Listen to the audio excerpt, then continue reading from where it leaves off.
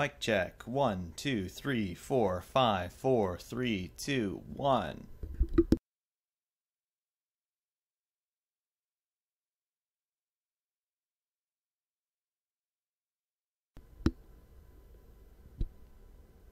Mic check. 1, 2, 3, 4, 5, 4, 3, 2, 1.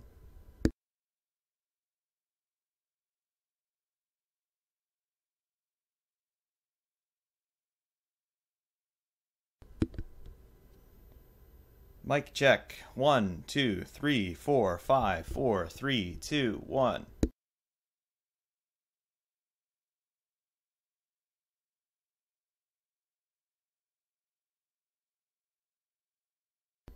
Juan David, copy, you hear me? 5-5. Greetings all, Ferrariman601 here. Welcome to the live commentary stream for the 2017 Brazilian Grand Prix.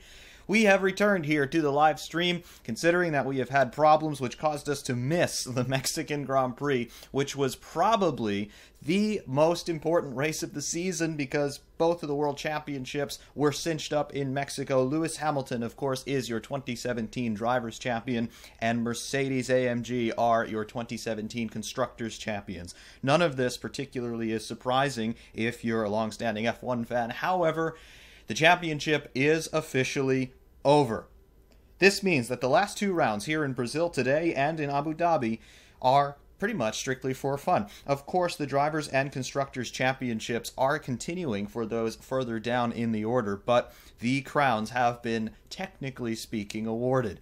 So, today, we have got ourselves a really cool Grand Prix on tap because Lewis Hamilton, our newly crowned 4-time world champion, is starting from the pit lane. Those of you who were not watching qualifying yesterday, the long and short of it is that Lewis Hamilton crashed on his first flying lap in Q1 in an incident that looked very similar to what happened to Michael Schumacher here at Interlagos back in 2004. The rear end just got away from him, and try as he might to correct it, the car just had an impromptu date with the barriers. He ripped the left side off of the car almost entirely. Mercedes had to rebuild it extensively overnight, changing the power unit. Therefore, Hamilton will be starting from the pit lane. However, Hamilton's engine is brand new. It's entering the rotation here for the first time, so he will be able to exploit its maximum potential as he tries to fight his way up the order here in Brazil.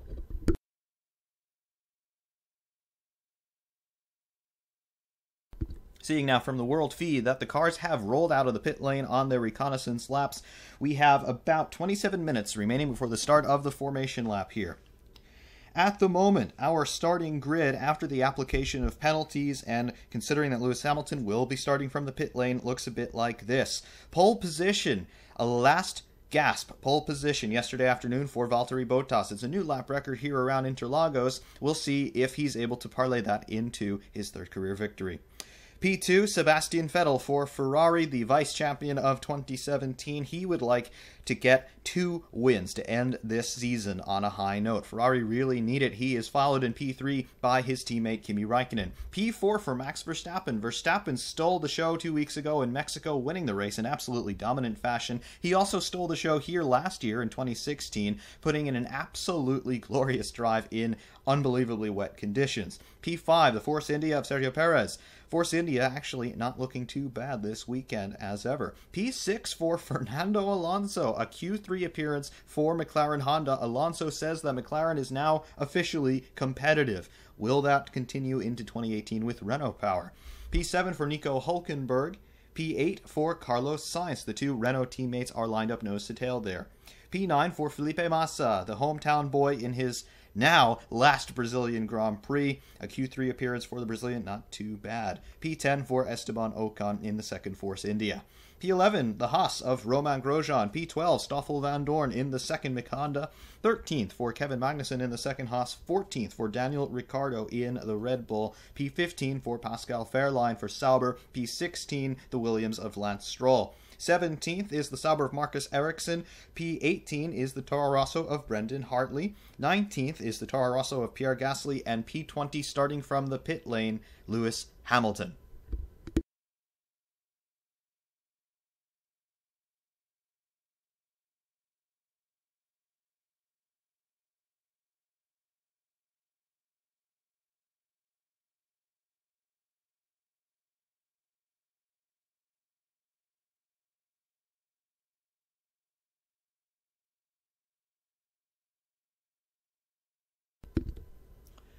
Hello to all of you in all corners of the world, wherever you may be watching from. Yes, Interlagos, the Brazilian Grand Prix, it is always a very special race.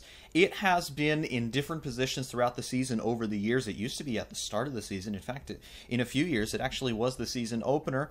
But in more recent times, the race has been moved toward the end of the year. Championships have been won and lost here, but Brazil certainly has that atmosphere. Even though the World Championship is already decided for this year, Brazil is still a very special race, particularly because we will be saying goodbye to Felipe Massa. In terms of model car reviews, yeah, I could certainly do a video on that F2008. I did do a video on my F2008 many years ago. It's pretty bad by my current standards, but it's still the same car. I still have it, and certainly I could take another look at it. I actually have done another model car review, quite coincidentally. That'll be coming out next Saturday, so basically 6 days from today. However, the F2008 is not featured in that one, so I could do a video on the F2008. This race does matter in terms of championship positions for those who are not in P1, particularly the Force India guys fighting with Williams, Toro Rosso, and Haas, those guys. You could certainly see some movement in the championship table during these last two races, even though the championship titles have basically been decided already.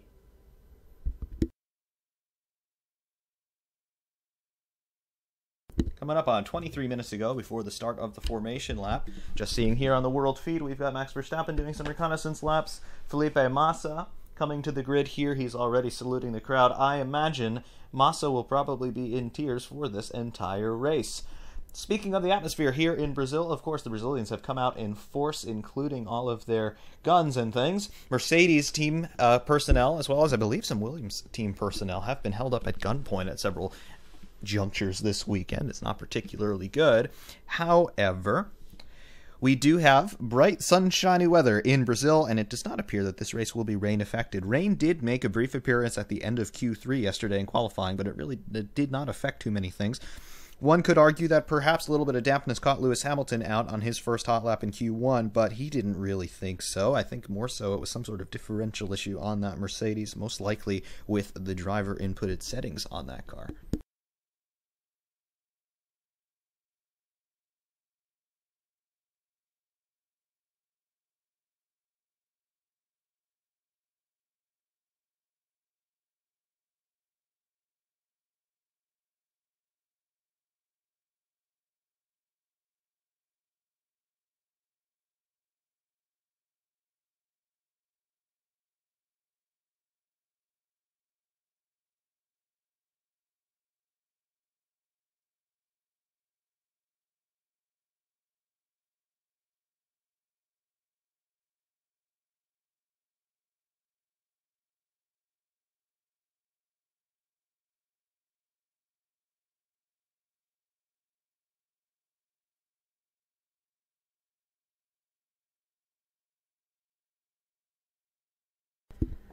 All depends on where you are, Hayden. I'm not entirely sure where you are, but I tend to get most of my model cars from Replicars. It's a little company in Vermont. They run a model car diecast store. They also sell all kinds of other modeling sort of gear, but that's where I get most of my cars nowadays. There used to be a Canadian company called Scale 18, which hasn't been in business for quite a while now, but they were also really good.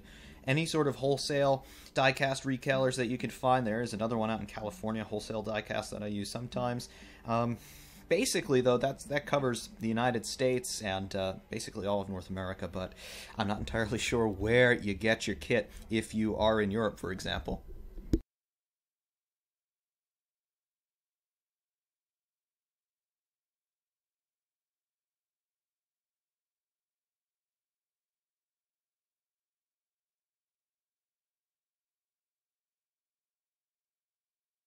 Yes, for those of you who are unaware, the 1991 Brazilian Grand Prix saw Ayrton Senna win it. However, he was stuck in 5th gear or 6th gear for most of the race. And not only was he stuck in gear, but the car was jumping out of gear. So what he had to do for most of the race was drive one-handed while he's got his right hand on the gear lever, physically jamming it into gear for the entire time. So when he stopped, when the race finished and he stopped, he had absolutely crippling muscle cramps in all basically through the entire right side of his body from having to hold the car in gear the entire time pretty much.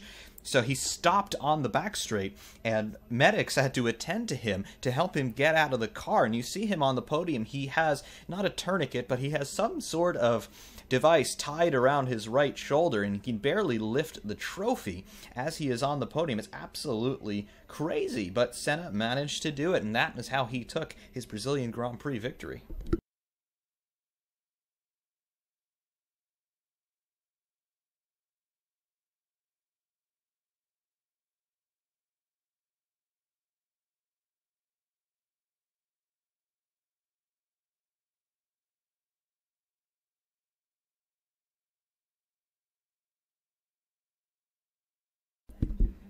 Just about 19 minutes to go now before the start of this formation lap. Will Buxton on NBCSN has started his grid walk. He is following Daniel Ricciardo, who has hopped over the side of the pit wall, apparently trying to escape him. However, Buxton has been persistent, and Ricciardo is talking to him.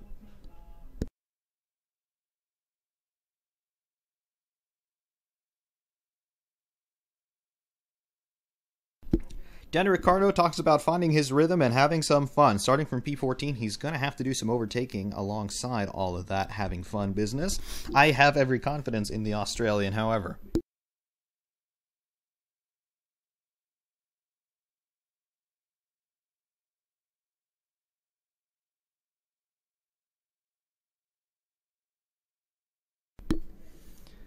Alright, I shall make you even more conspicuous. Jonna, you have come very late. Actually, you're not late at all, 18 minutes before the start of the formation lap. So, plenty of time here to get all of your irreverence out.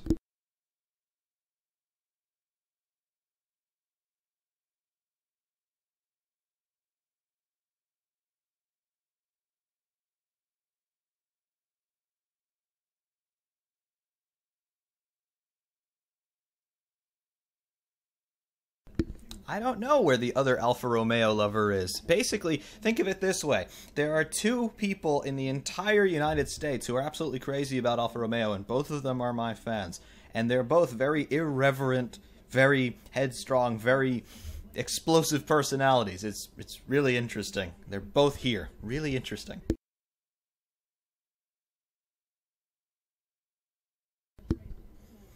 '8802, good morning, welcome. Remember, best coast.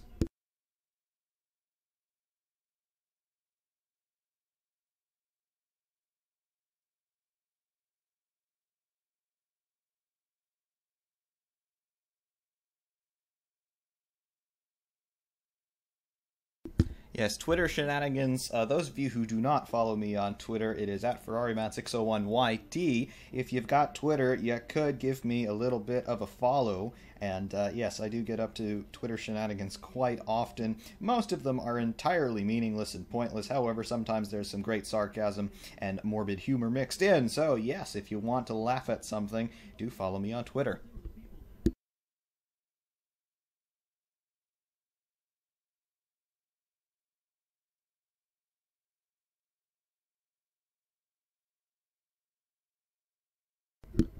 Also, we've got now a list. I can't exactly verify its authenticity, but we do have a list via Twitter of the components that Mercedes have changed on Lewis Hamilton's car. It reads like basically a Bible chapter. However, here it is.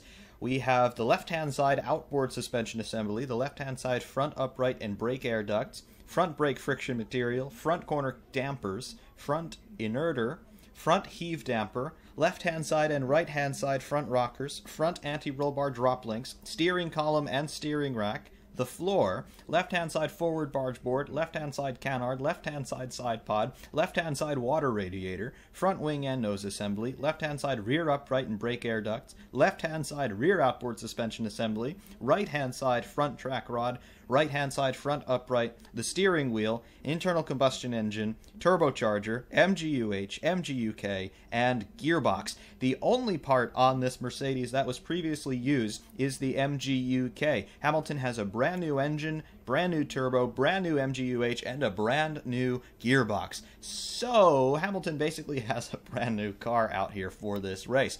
It doesn't talk about how much all of this costs. However, I would probably estimate maybe $1 million, all of those components. Remember, the engine and the drivetrain system included in this, so yes, quite expensive indeed. FOM Timing has said that there is a 0% chance of rain for this session, so it will be a dry and probably very fast Brazilian Grand Prix.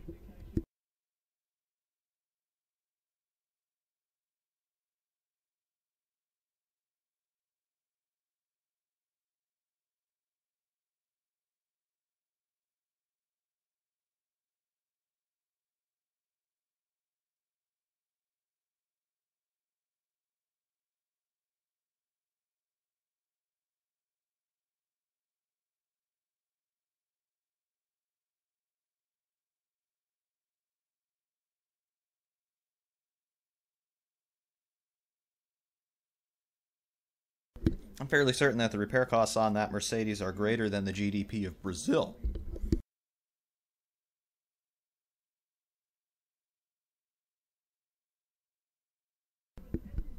Yes, yes, yes, keen-eyed viewers, Windows 10. I'm not wild about Windows 10, but it's the only option I've got in terms of an operating system for this thing, so that's what we're doing.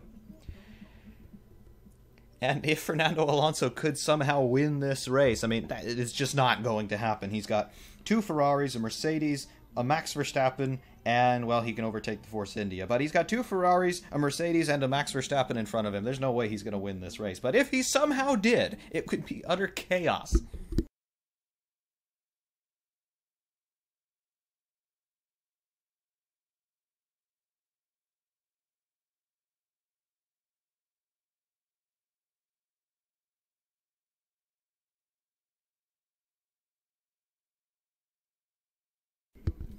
Yes, one of the Haas cars hit a loose drain cover in Malaysia, and 750,000 euros was the repair cost. Unbelievable. The amount of money that just gets sunk into these cars, and the damage on it looked relatively minor, all things considering. It hit that drain cover at about 250 clicks, and it did some damage, but €750,000 to repair that car? Unbelievable.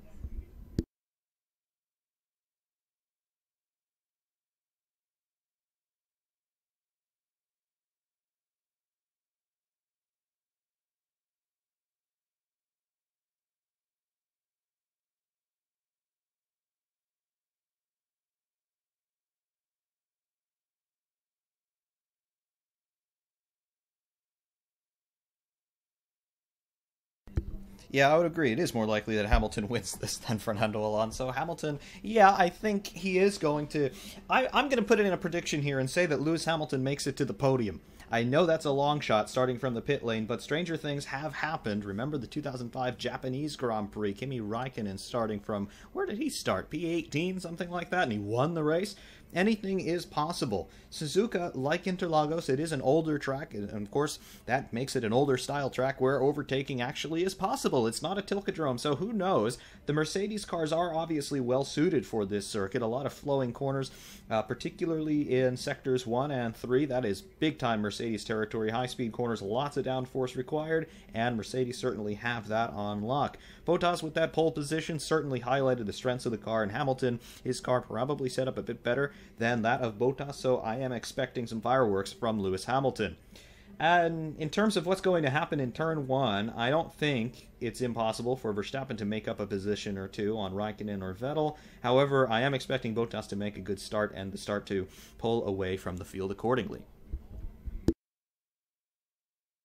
The one question I have about the Ayrton Senna musical is, how do you make a musical about a racing driver? I mean, what kind of music would you write? I mean, just, I don't know.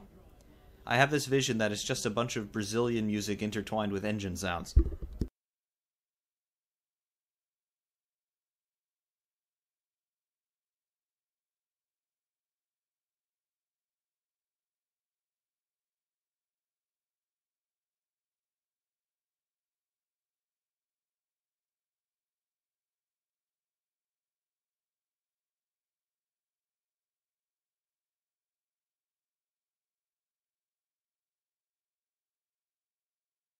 And I thought the documentary, the biography that came out in 2010, I thought that was very well done. But a musical? I'm not so sure about that, and I'm not so sure that Senna himself would be so keen on that idea. But who knows?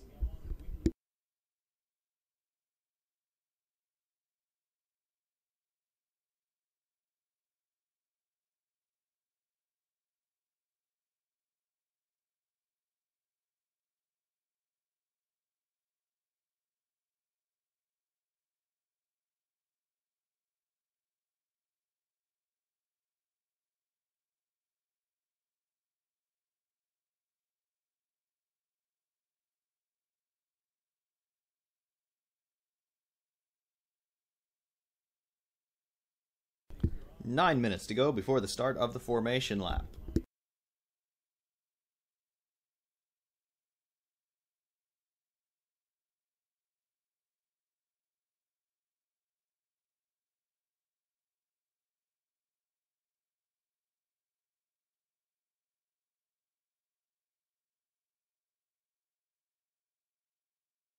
World Feed camera showing some Rubens Barrichello fans in the grandstands, holding up signs that roughly translate as "Come back, Rubens." Bit late for that?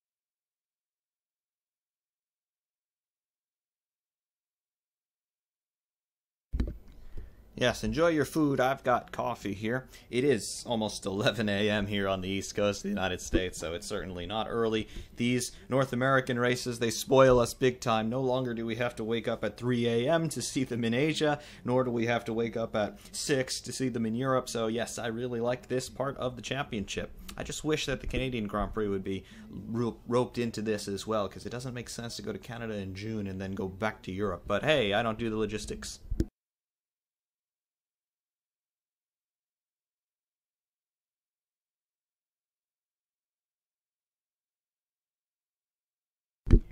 And we have some conspiracy theorist material. Bernie Ecclestone is talking to Chase Carey, the CEO of Liberty Media, and Ross Brawn is talking to Toto Wolff, team principal of Mercedes. What is going on here? Get your tin foil ready.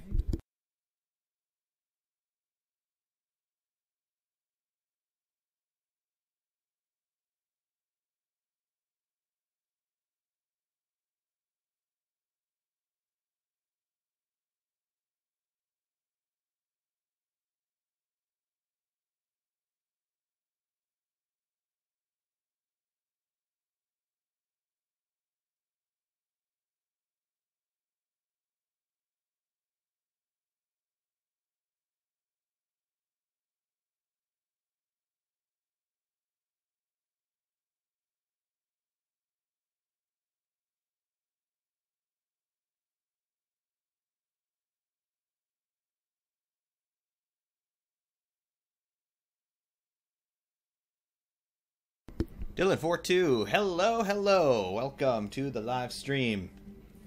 Making a return here due to technical issues that made me go away for Mexico, which I'm really miffed at, considering we wrapped up both championships in Mexico. But no matter, we are back now, and we're having some fun. You know, you're supposed to come back with a baguette, so you can be invaded by Mercedes. You completely missed your chance there.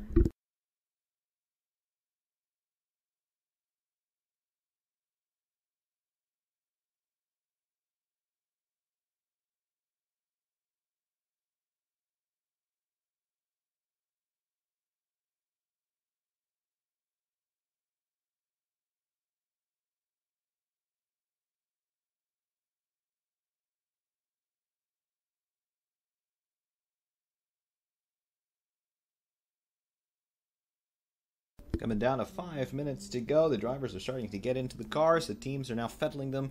The last opportunity that they've got to take a close look at things before all chaos ensues.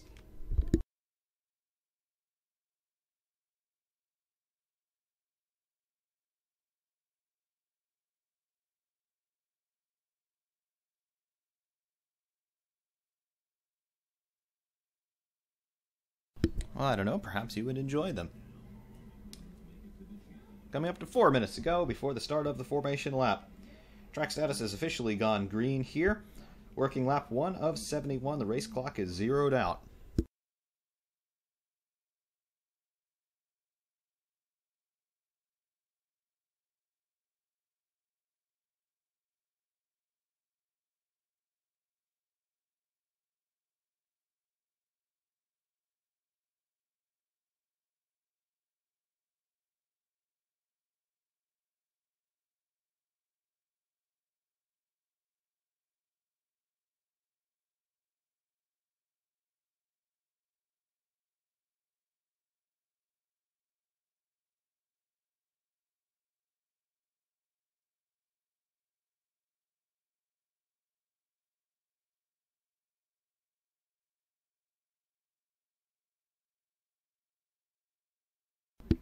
Juliano, welcome! Hello to all of you out there in Brazil, if you happen to be watching. And yes, lots of commercials here before the start of the race, because NBCSN has to make money somehow, even though they're losing their F1 deal at the end of the season. Tire allocations have now come up on timing and scoring. We can see all of the cars running P1 to P9 are on a scrub set of the Super Softs. Esteban Ocon, the first car, P10 there, running on new Super Softs. Super Softs all down the field with the exception of Ricciardo, Ericsson, Gasly, and Hamilton.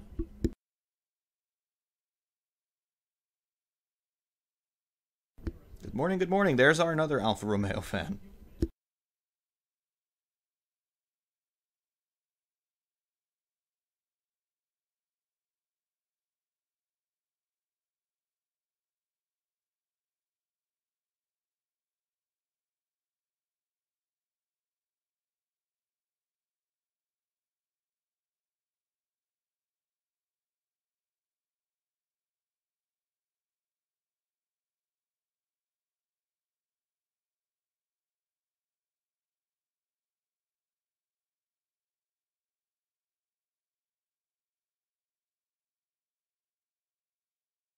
Alright, after the interminable B-roll footage on NBCSN, finally we're seeing live pictures from the circuit. Standing by for the start of the formation lap.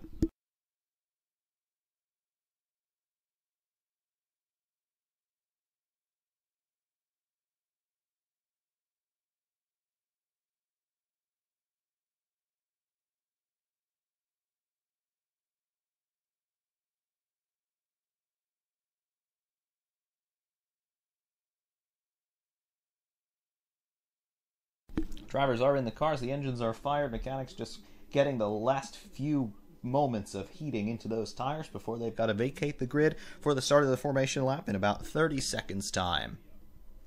There was no Mexico stream because my computer decided to die, so yes, I missed the most important race of the season in terms of the championships being cinched up. However, we are back.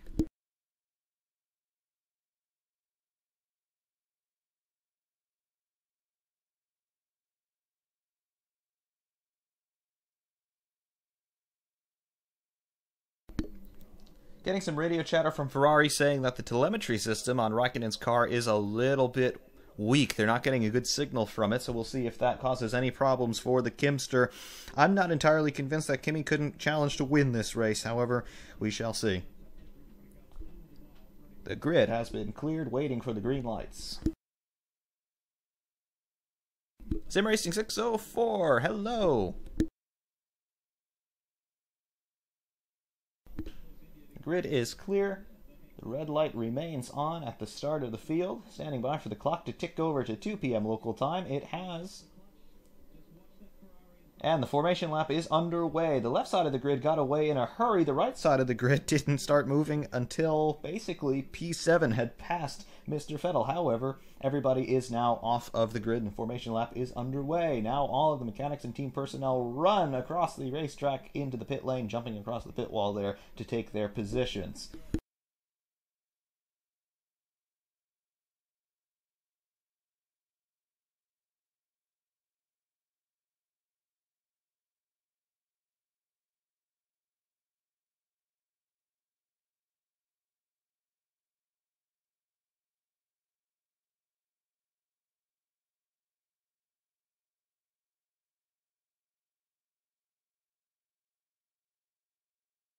Felipe Massa radio on the formation lap, basically saying, I love everybody.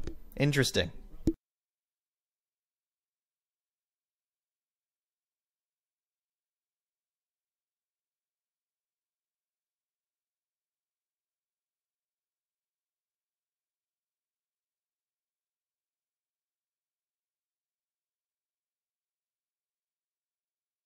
Formation lap is basically complete at this point. Valtteri Bottas just entering the start-finish not so straight. On board with Sebastian Vettel. Everything looks in order on that Ferrari.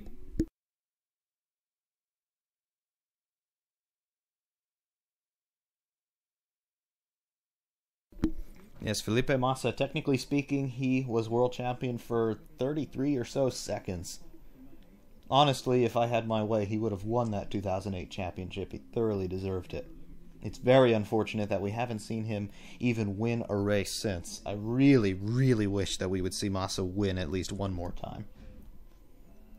Drivers have made it to the grid. They're now doing their final burnouts and clutch bite point checks before taking their grid slots.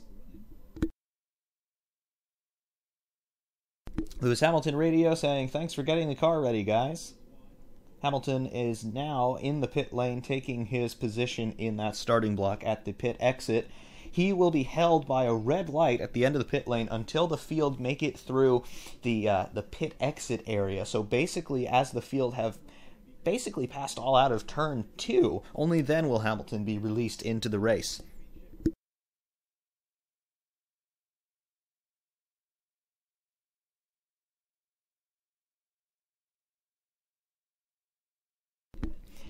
Yes, I agree, Jonathan. When you are back in the field, better to start from the pits. However, the lights are now coming up. 5 lights are on. Pause. They're out, and away we go for the 2017 Brazilian Grand Prix. Looks like a fairly equal start from Bottas and Vettel. However, Vettel has the inside line for turn 1. Bottas giving him some pressure. However, Vettel leads out of turn 1 and through turn 2 as well. It is Ferrari, Mercedes, Ferrari, Red Bull, your top 4. Fernando Alonso has made it up into P5, and there's an incident in the back. Daniel Ricciardo is involved in it. He has pirouetted. It looks like he will be able to continue. There was contact with another car. I saw some bits of carbon flying around. We'll see a replay of that. The order is Vettel, Bottas, Raikkonen, Verstappen, Alonso in P5. There is a local yellow in Sector 1. We'll stand by for any developments on that. Safety car deployed now. Safety car has been deployed. An incident between a Force India and a Haas. That is Grosjean and the Force India involved. I cannot identify it yet. Right rear puncture. I believe that is Esteban Ocon. Safety car is out.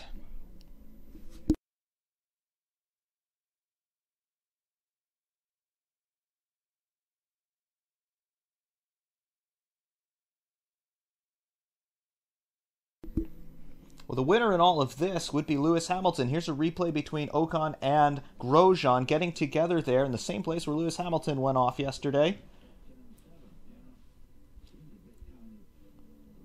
Grosjean basically just lost the car on the turn-in there, and Ocon was off immediately to his left side. He had absolutely no place to go.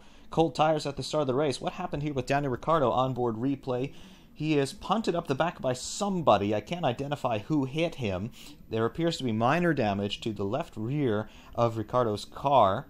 He was hit by Stoffel Van Dorn in the second McLaren. Esteban Ocon has kept the engine running. He is limping around on 3 wheels. He has a very severe puncture on the right rear, and he cannot turn the car left. He is going to have to stop out on track.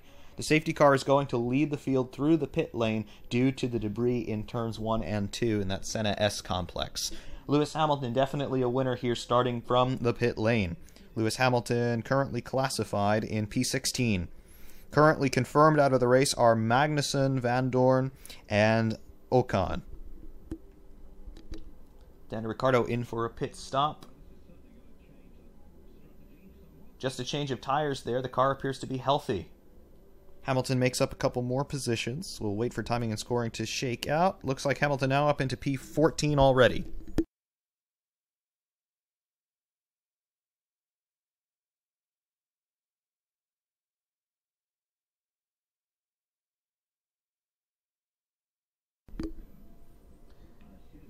Off of the Waffle does not have very far to walk to get back into the pit lane. His car was stopped in turn 2. There is the Haas of Kevin Magnussen is now being pushed away by fire marshals. I'm not entirely sure what happened to him. However, Magnussen is now out of the race.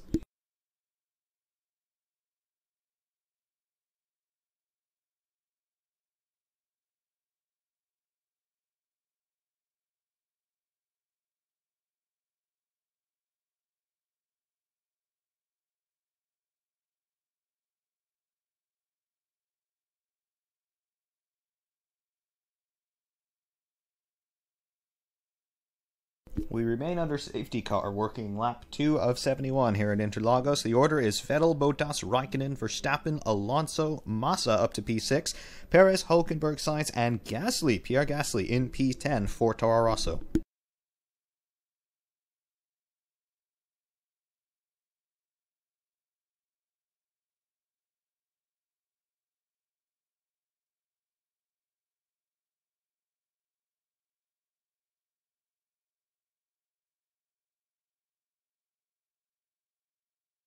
Safety car continuing to lead the field through the pit lane here at the end of lap 2. No word yet on when the safety car will be brought in. I would say probably another 2 laps at least.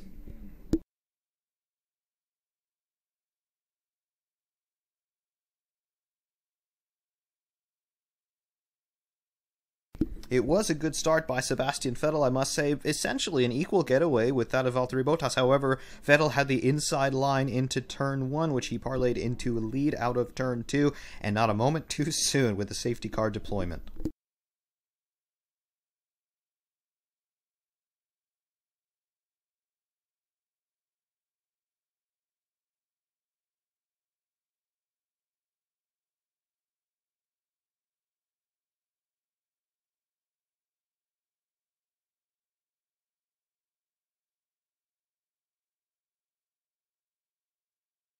Replay with Van Dorn shows that he was actually hit by Kevin Magnussen, which then forced Van Dorn into Daniel Ricciardo. So Kevin Magnussen is the guy who caused all of the trouble in turn 2.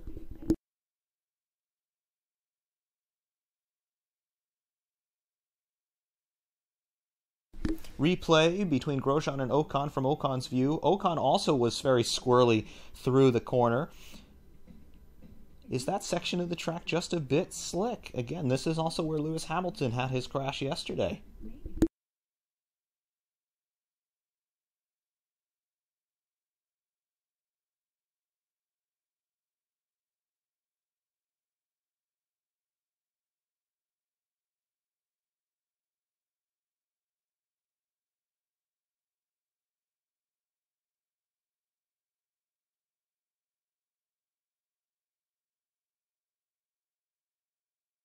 We remain behind the safety car here at the end of lap 3. Once again, the safety car leading the field through the pit lane.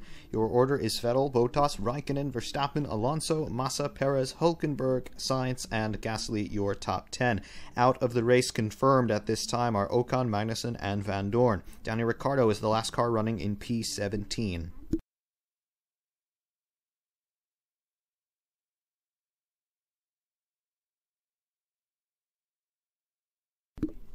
Yes, Interlagos, the Brazilian Grand Prix, always punctuated by rain in some form during the weekend. However, today it does appear that there will be no rain interrupting the affairs.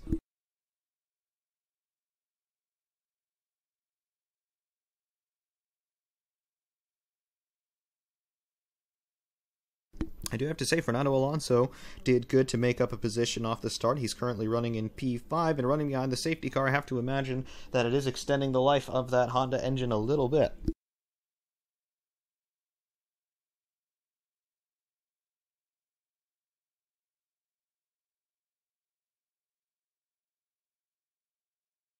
Stoffel Van Dorn is running around the circuit, literally running around the circuit. I have no idea where he's going.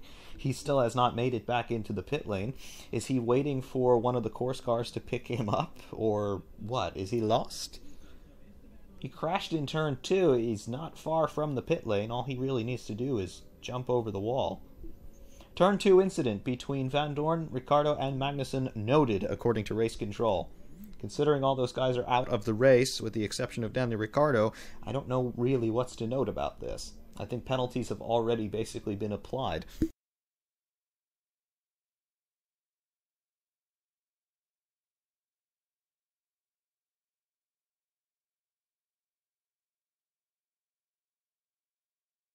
Turn 6 incident between Grosjean and Ocon also noted. Race Control doing a very good job of taking notes today.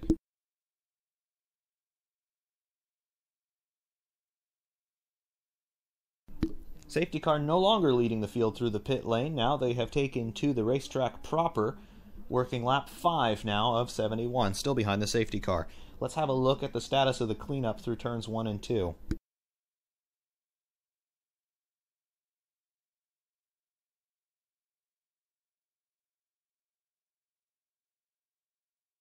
Track looks clear through turn 2 and through turn 3 as well. Have a look at turn 6.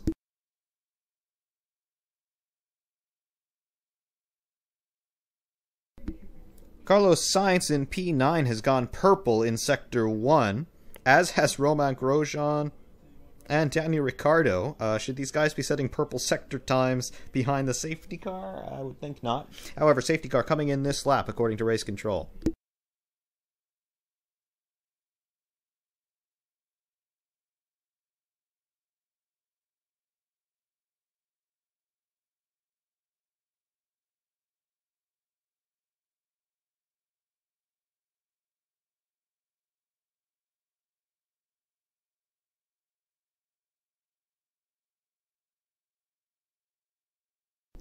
Red Bull asking Max Verstappen about the track conditions. He says it's sunny.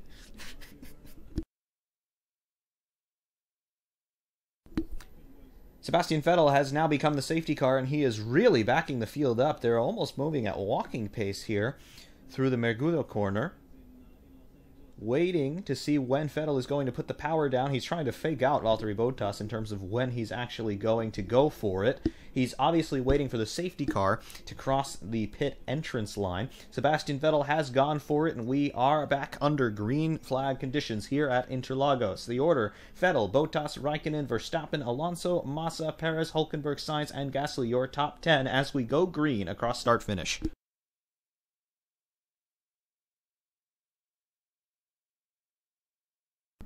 Fernando Alonso having a look at Felipe Massa into turn 1. He thinks better of it. The two Renaults are running nose to tail, Hülkenberg and Sainz. We have some brake smoke up into turn 1 at the back. Everybody holding station, however.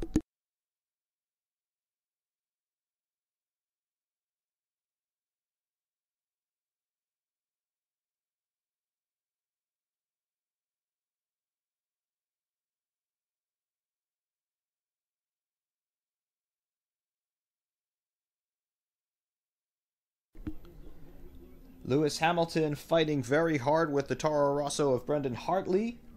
He makes the move stick.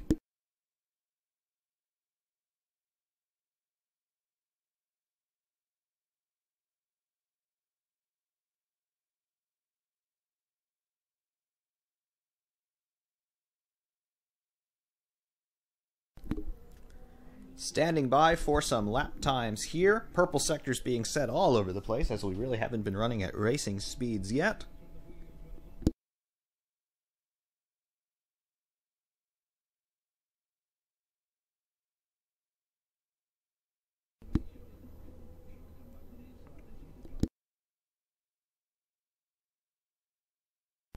Sebastian Vettel, fastest lap of the race, a 1:13.666. Those times are going to fall.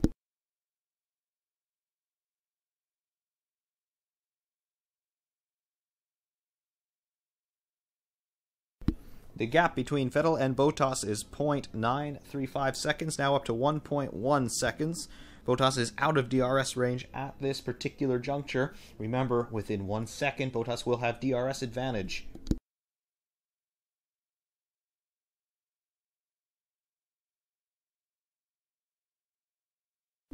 Yes, Lewis Hamilton's next target is the illustrious Marcus Ericsson.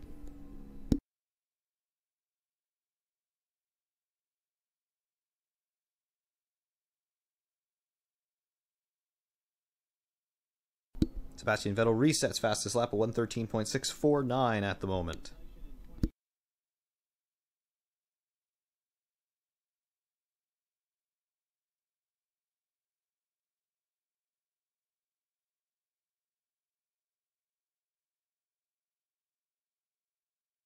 Lewis Hamilton looking at Marcus Ericsson down the start-finish straight.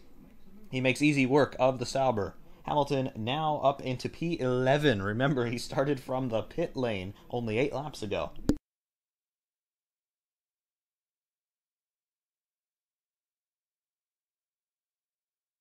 DRS has been enabled.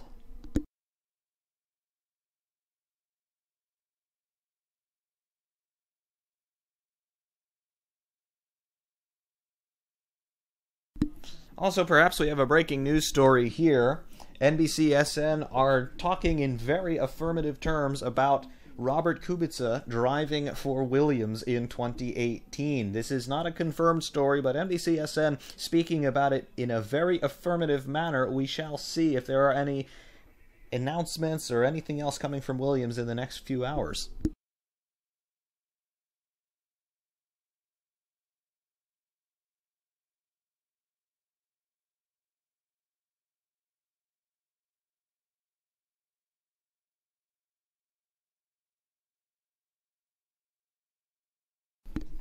Lewis Hamilton now looking at Pierre Gasly for P10. He has done it down the start-finish straight. Of course, he does have DRS advantage, 337 kilometers an hour in a straight line for that Mercedes. Really, really quick.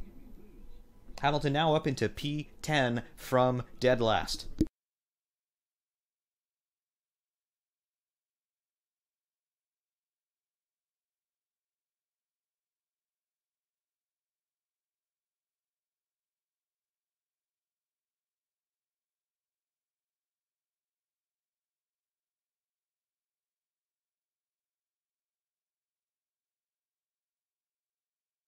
Renault telling Nico Hülkenberg that his right-hand side tires are starting to get into the danger zone, whatever that means. If we're talking about tire temperature, I would assume that it is, because the tires are 9 laps old. I wouldn't think they'd be worn out already. Speaking of Nico Hülkenberg, Lewis Hamilton is coming down on his teammate, Carlos Sainz. This is going to be for P9. Will Hamilton be able to dispose of Carlos Sainz down the start-finish straight, as he has done over the last couple of laps to other opponents? We shall see.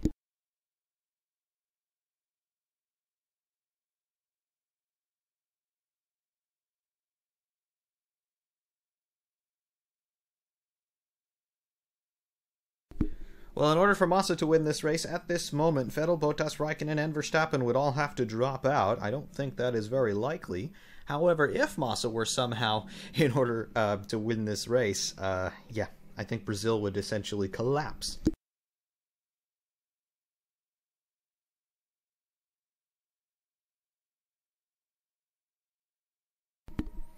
Hamilton has made that pass on Carlos Sainz for P9. Hamilton in 9th. We are working lap number 10. Anybody who questions Lewis Hamilton's abilities, be quiet.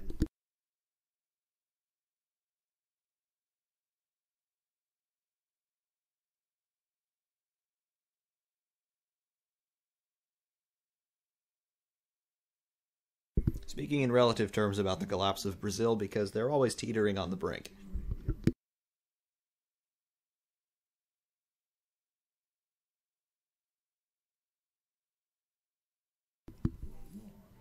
Bottas goes purple in Sector 1 at the moment in 18.593. Compare that to Sebastian Vettel in 18.715.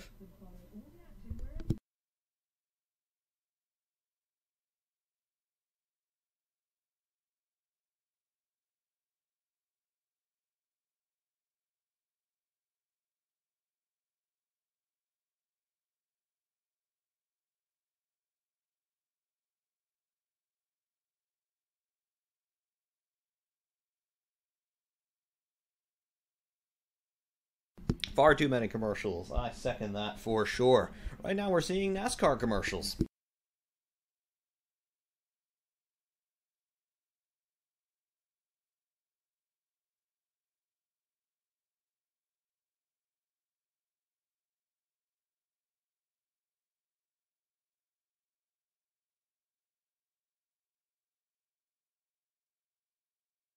Yes, Ricciardo is absolutely going for it. He's got nothing to lose. He had a big grid penalty going into this race, so he's currently running in P12. Only 2 races left in the season before everybody takes a break for a few months. So Daniel Ricciardo is certainly enjoying this opportunity. He has DRS on Pierre Gasly. Just watching this on timing and scoring. Is he able to make this move stick? We shall see.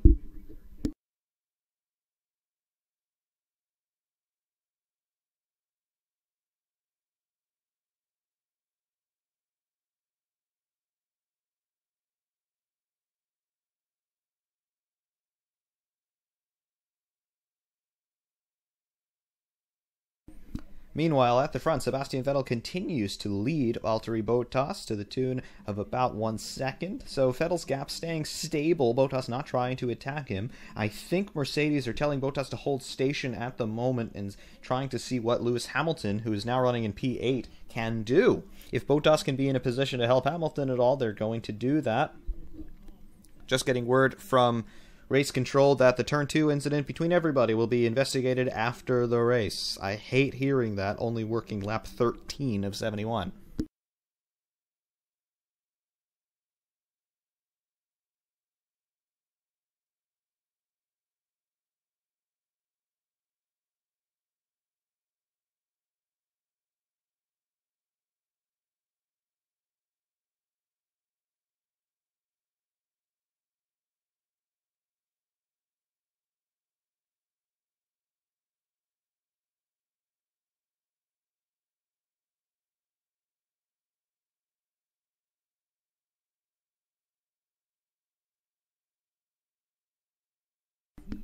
Then Ricciardo up into P11, having overtaken Pierre Gasly. Lewis Hamilton now working on Sergio Perez for P7. He is just getting into the start of Sector 2 at the moment, and I think he's going to be able to do this pass in Sector 2. We will see. The speed differential between both of these Mercedes-powered cars is absolutely enormous.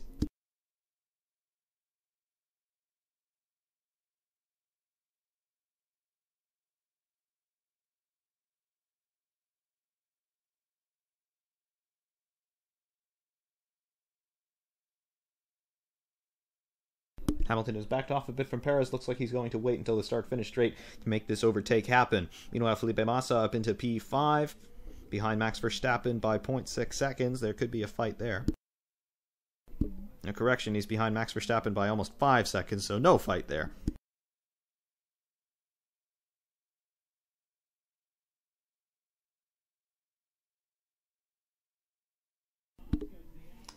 Hamilton on the outside of Sergio Perez through turns 1 and 2. He made the move stick. Hamilton hit 347 kilometers an hour there in the toe. Perez now, however, has DRS on Lewis Hamilton down the back straight. However, Hamilton defends to the inside and he protects his now P7.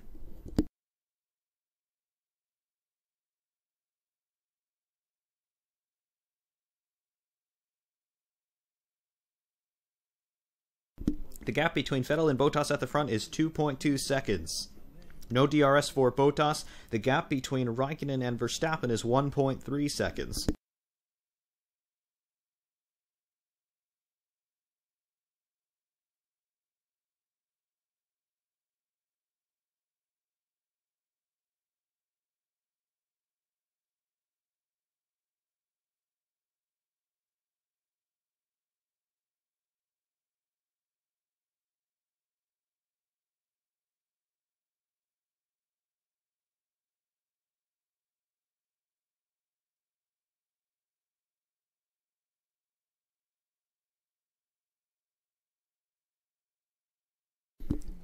Lewis Hamilton's next target is going to be Fernando Alonso. He is 2.8 seconds behind the McHonda driver at the moment, but I do think that Mercedes is going to make short work of it. Remember, Hamilton has effectively a brand new car underneath him, and it's really showing.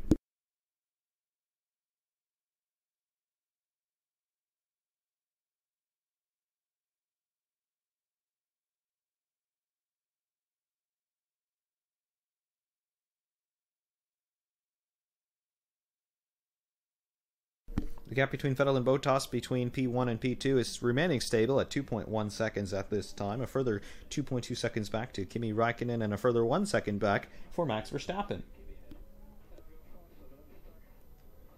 Verstappen saying that he is faster than Kimi. He is going to try to attack, I am led to believe. We'll probably see that move happen within the next 2 laps.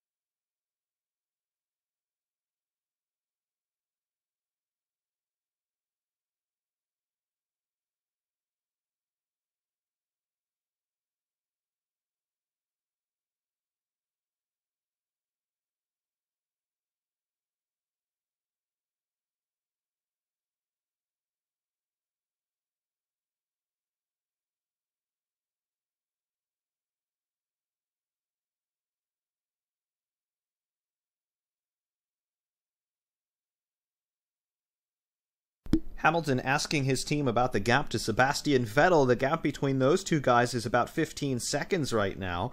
Hamilton does have designs on maybe being able to win this race. He is still in P7. He is 2.4 seconds behind Fernando Alonso. I think Hamilton has used up the explosive power of those tires. He's got to start managing things.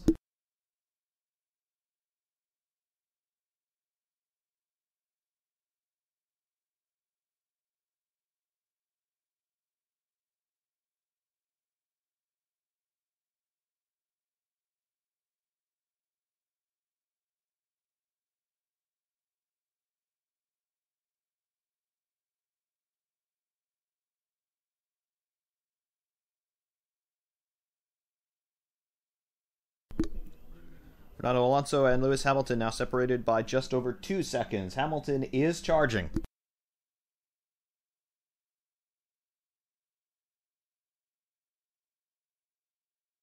We may yet see another Hamilton-Vettel battle this season. We may see it today. Hamilton is about 15 seconds back from Vettel.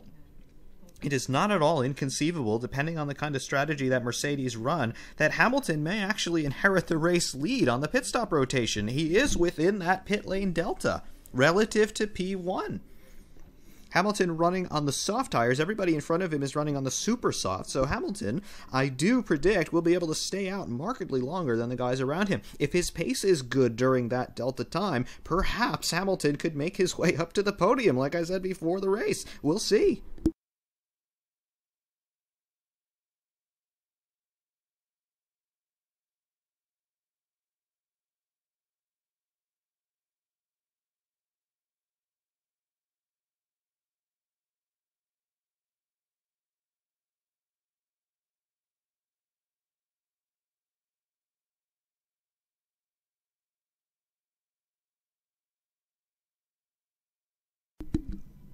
Alonso is really trying. He is 0.9 behind Felipe Massa, so Alonso within DRS range on the Williams ahead. Hamilton 1.4 seconds back to Fernando Alonso. Meanwhile, the gap between Bottas and Vettel has come down slightly, 1.8 seconds now. The gap between Bottas and Raikkonen, 3.2 seconds.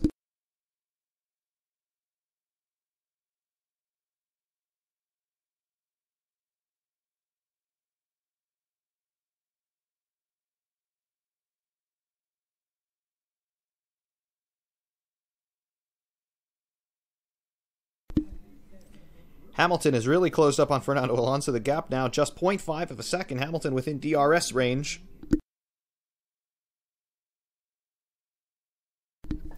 Looking at Alonso down the start-finish straight, I don't believe Hamilton is close enough, and indeed he is not. Alonso in a battle of his own between he and Felipe Massa, so as a three-way scrap, Hamilton could come out in 5th place at the end of this.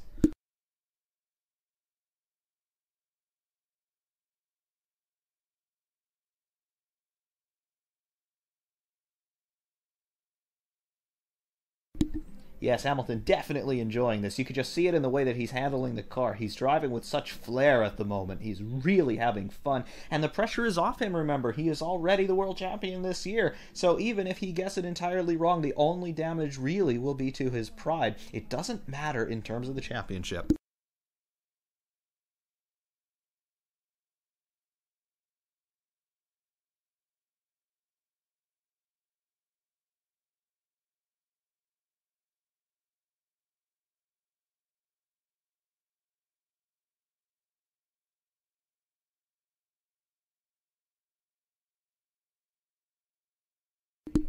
Yes, there is a lot of history in that three-way scrap. We've got Felipe Massa and Fernando Alonso, former teammates. We have Lewis Hamilton and Fernando Alonso, former teammates. Yes, lots and lots of history. Hamilton, with DRS on Alonso, makes easy work of him into turn 1. Hamilton's next target is Felipe Massa, who is only... Wow, he's 0.2 of a second in front. Wow. Jeez, Hamilton really has an absolutely meteoric pace.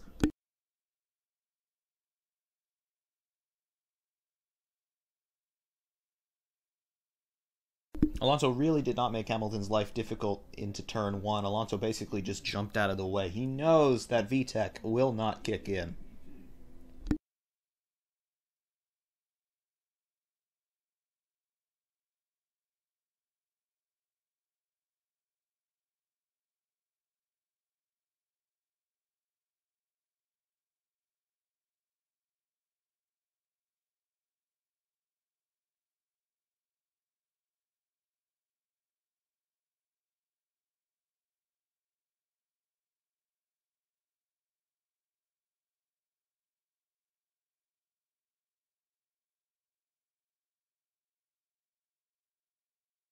Hamilton with DRS on Felipe Massa, but he is quite a ways back. I don't think he'll be able to challenge Felipe into turn 1. He thinks about it, but he is not close enough. We'll see if Hamilton can close up that gap down the back straight and perhaps make an attack into turn 4. We'll see. Another Mercedes-powered car, remember. Hamilton is closing on Massa down the back straight. He's diving to the inside. Don't misjudge this. And Hamilton makes the move stick through turn 4. Hamilton now up into P5. P5 from the pit lane on lap 21. Now, Hamilton has clear track in front of him as he gets to Max Verstappen. So we're going to see the real clean air pace of that Mercedes.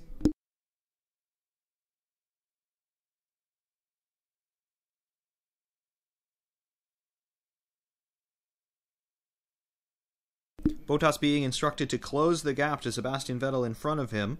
We'll see if Mercedes have that pace on demand on both cars.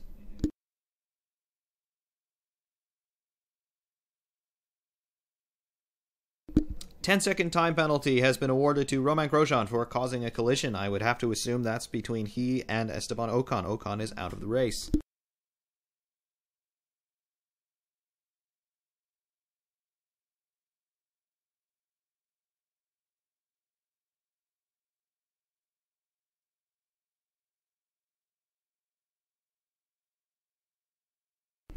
Just counting visually the gap between Hamilton and Verstappen, it is about 11 seconds, and surely timing and scoring confirms that. It's 10.1 seconds.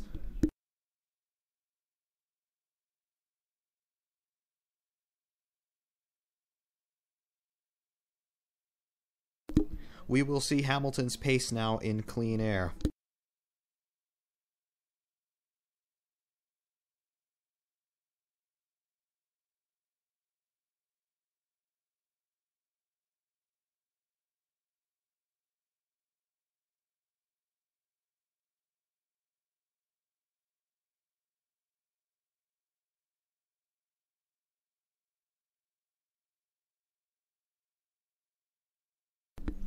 Hamilton, fastest lap of 113.485. He is running about, wow, he's running about half a second a lap faster than Sebastian Vettel, despite Sebastian Vettel having the fastest Sector 2 time out of everybody. That gap between Vettel and Bottas is closing. It's now in the region of 1.5 seconds. It was as much as 2.4 seconds at one point a few laps ago.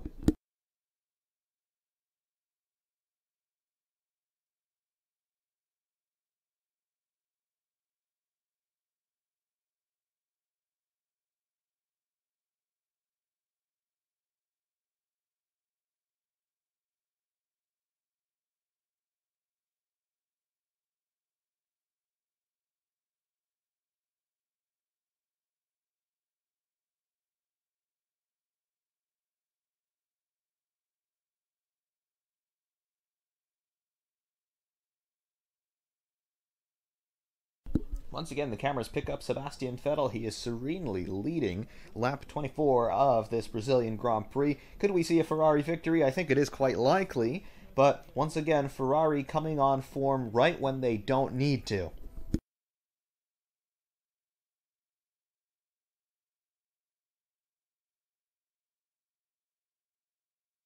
Comparing the lap times between Vettel and Bottas, on that last lap, Vettel did a 1:13.636, Bottas did a 1:13.761, so the gap has grown slightly to 1.6 seconds.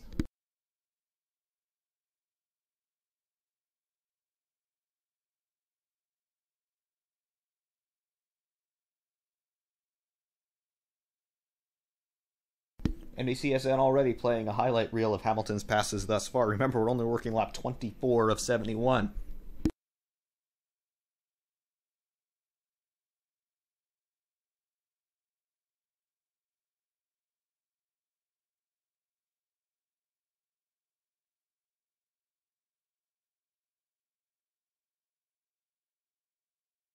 Lewis Hamilton now 9.5 seconds behind Max Verstappen, so the gap is closing ever just.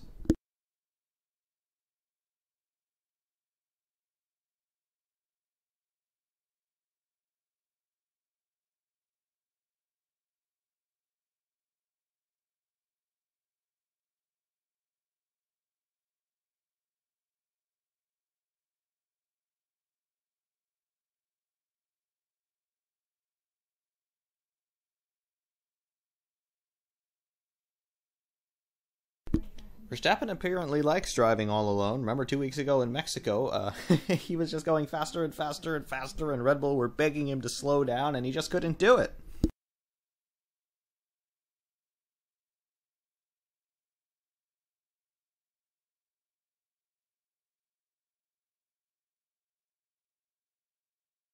Max is not easy to pass. That's what makes him really interesting. But, well, I think Hamilton is going to make light work of that Tag Heuer engine.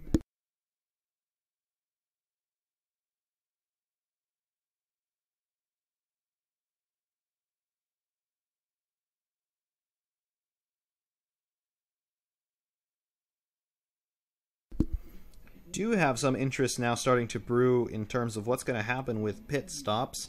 I would assume that our super soft runners are going to have to stop first. That means everybody in front of Lewis Hamilton will have to stop first under my prediction. Therefore, Hamilton, very conceivably, could inherit the lead of this race on the pit stop rotation.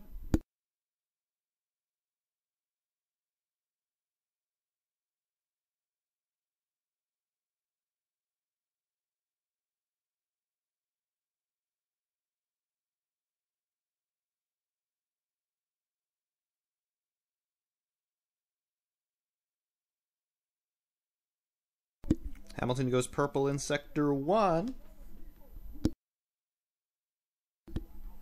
18.518 Sector 1. He is the only car running in the 18.5s in Sector 1.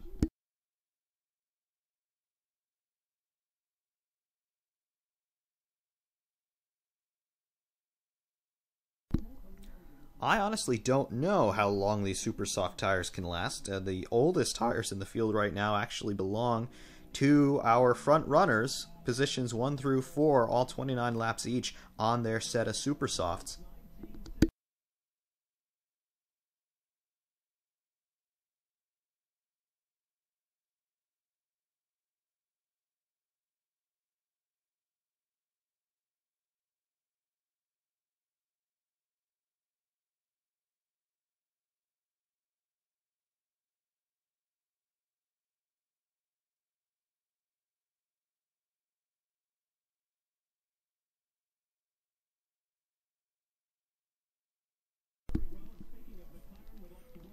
Yes, those are the super softs. The red tires on timing and scoring, those are super soft. So Hamilton running on the soft compound. Sector 1, he has gone purple again.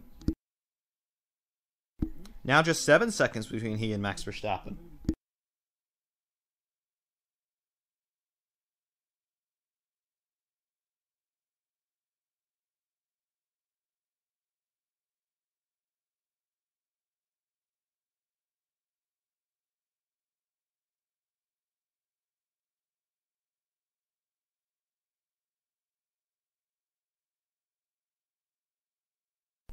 Bottas has hit the pit lane. Here, working lap 28.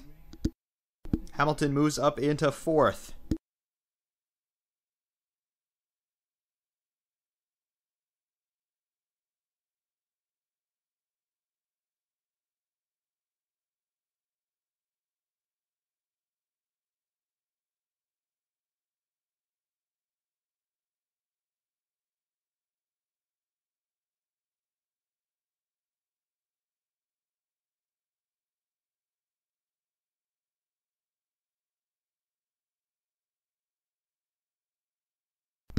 And that, dear friends, is how you get banned from the live chat. I have no idea what that message was about. Meanwhile, Felipe Massa pits and out. Massa rejoins in P11. He is now on the soft compound. Valtteri Bottas has also gone onto the soft compound. He has rejoined in P5. Lewis Hamilton in P4 now on the pit stop rotation.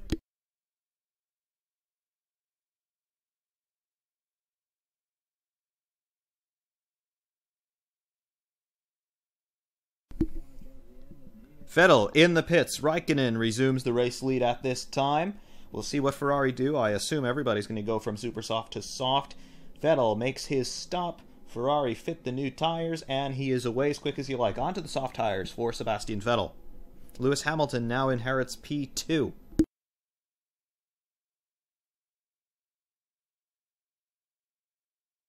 Max Verstappen also in the pit lane now. Onto those soft compound tires. Raikkonen is your race leader at the moment. He is still on the super soft, so he has a stop to make. Vettel maintains his position ahead of Valtteri Bottas. Well timed by the Ferrari crew. Can Vettel hold him off now while his tires come up to temperature?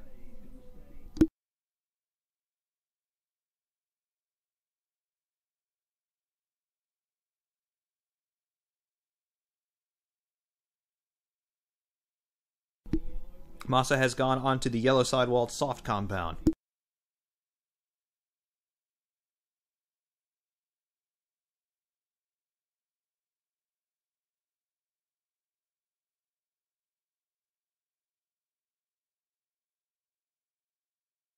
Meanwhile, this pit stop rotation also bringing Daniel Ricciardo up the order. He is now in P5. Kimi Raikkonen now comes into the pit lane. Lewis Hamilton has inherited the lead on this pit stop rotation. Now the question is, how long can Hamilton stay out, and what do his sector times look like? Raikkonen goes on to the super soft yellow sidewall tires. The soft compound, rather.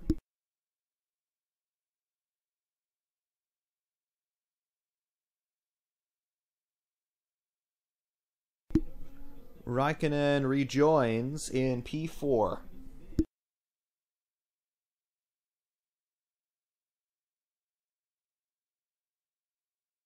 Lewis Hamilton leading the Brazilian Grand Prix on lap 30 from the pit lane. Just think about that for a moment.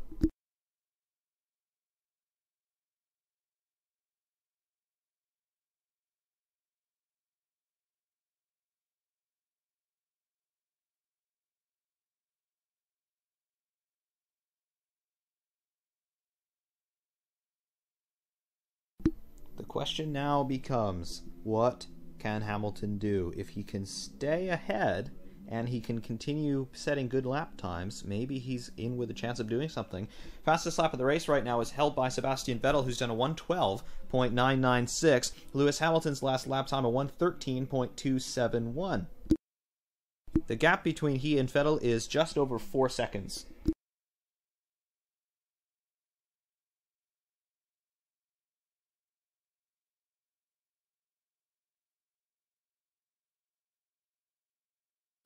Mercedes telling Hamilton that he is the fastest man on track. Indeed, he is not.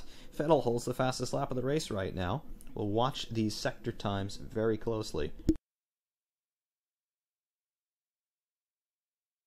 Hamilton sector 1, 18.586. Sebastian Vettel rather, sector 1, 18.684. Hamilton sector 2, 37.984.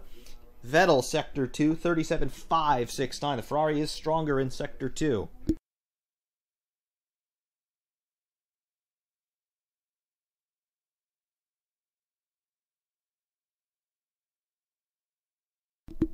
Sector 3, Hamilton 16.849, Vettel 16.975. So on aggregate, Hamilton is still slower than Sebastian Vettel. Hamilton's last lap time a 1:13.419, Vettel a 1:13.228. The gap has come down to 3.8 seconds.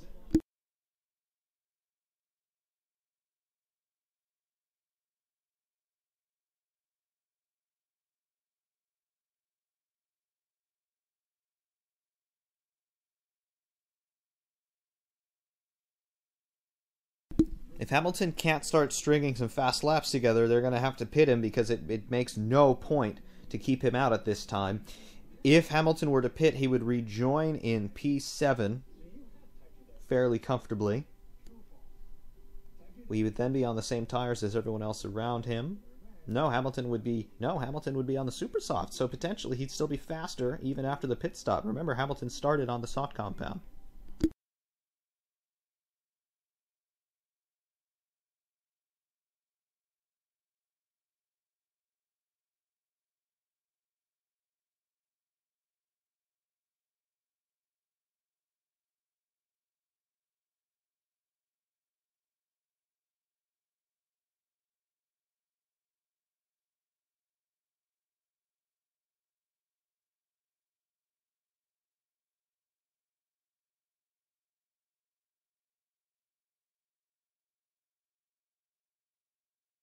The gap between Hamilton and Vettel remains 3.5 seconds.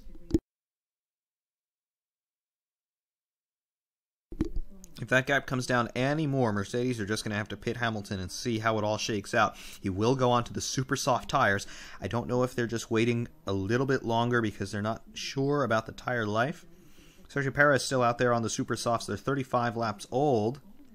Looking at the sector times for Perez.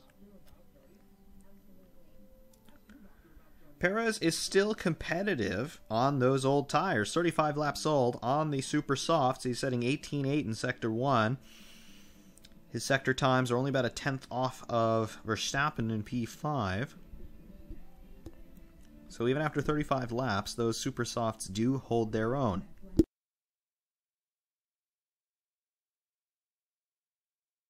Raikkonen, fastest lap of 1:12.945. Personal best in Sector 3, 16.827.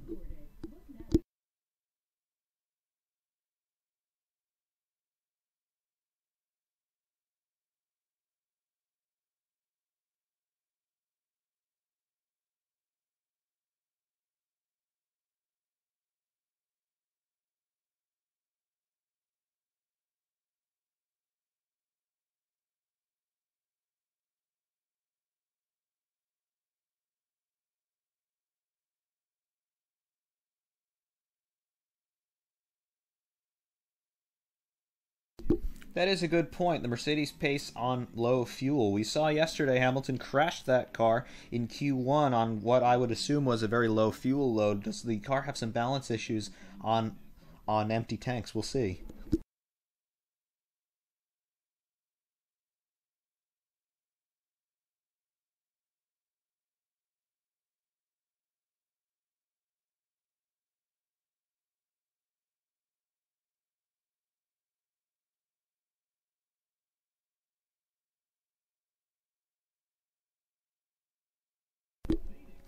No, Jonathan, Van Dorn is still out there. He's running around the circuit. I think he has already lapped Brendan Hartley.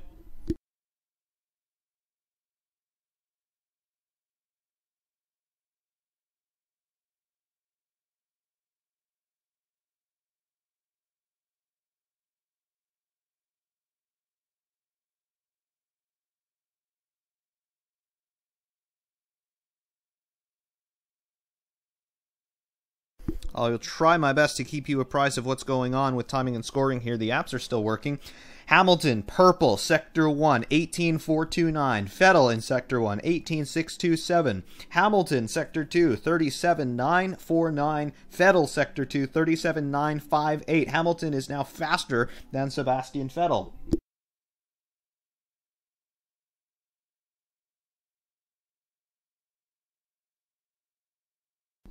Sector 3, Hamilton, 16.774. Vettel, Sector 3, 16.964. So the gap has now grown to just about 4 seconds once again. Hamilton's last lap time, 1:13.152. Vettel's last lap time, 1:13.549. Fastest lap of the race currently belongs to Max Verstappen at a 1:12.864.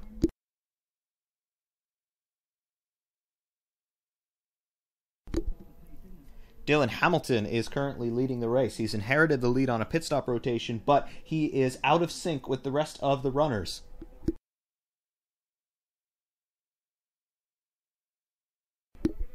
Sergio Perez makes a pit stop. He goes from those super softs onto these softs. So we're working lap 36. Is that the life expectancy for these super soft tires? What will Mercedes be thinking about that?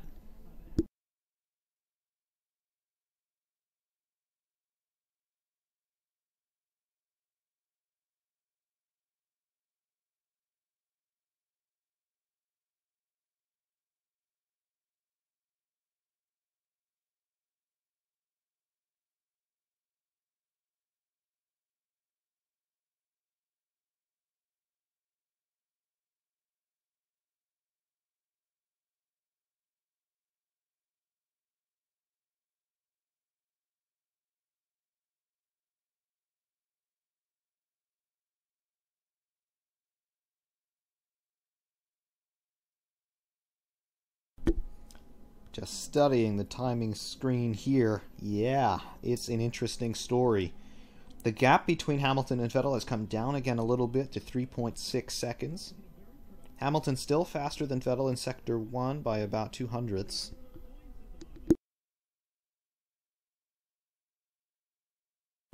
Continuing to watch these sector times between Hamilton and Vettel. Hamilton in the lead is up 19 positions. Unbelievable performance. Sector 2 times, Hamilton slower than Sebastian Vettel. Hamilton a 38.253, Vettel a 37.9 dead.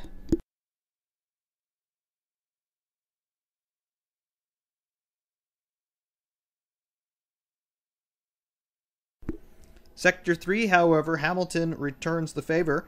16.680, 16.937 for Vettel. Last lap time for Hamilton, a 1:13.591. Vettel, a 1:13.514. The gap is 3.549.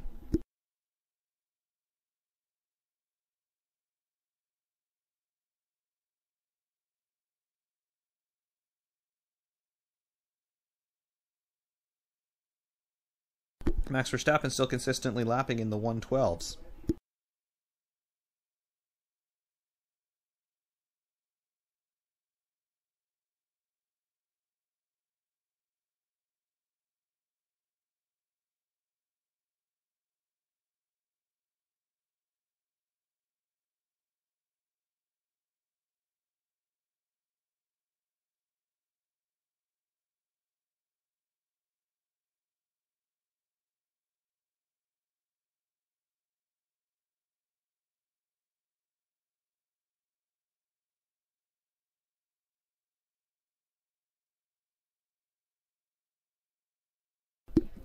Continuing to watch the pace of Lewis Hamilton. He is faster than Vettel in Sector 1, and he is faster on the last lap, a 1:13.520 for Lewis Hamilton. Sebastian Vettel's last lap time, a 1:13.618. The gap is back to 3.6 seconds.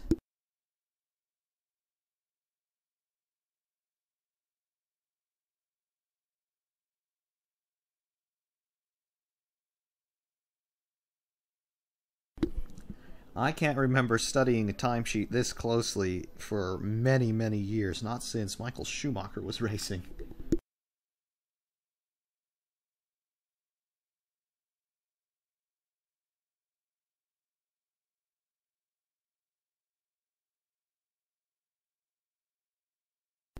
Hamilton, Sector 1, 18.572. Vettel, Sector 1, 18.645.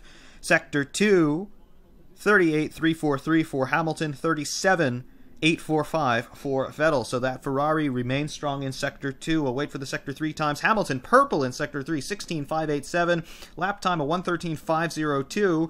Vettel's last lap time, a 1:13.358. Sector 3 time for Vettel, a 16.868.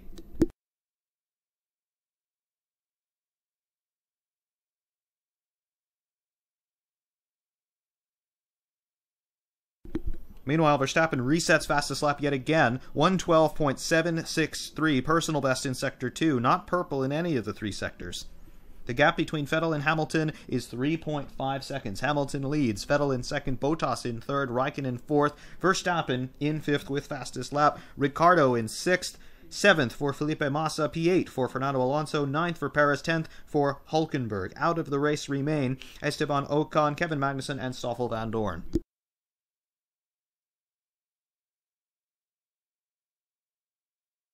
When will Hamilton take to the pit lane? His tires are now 39 laps old, working lap 40 of 71. Surely we are within that window now where the super softs can survive for the rest of the race, but how fast will they remain? Hamilton needs to make his pit stop and then immediately charge. Will those tires be up to the task? We know the Mercedes has immense downforce and immense horsepower. Will he take the life out of those super soft tires if and when he puts them on?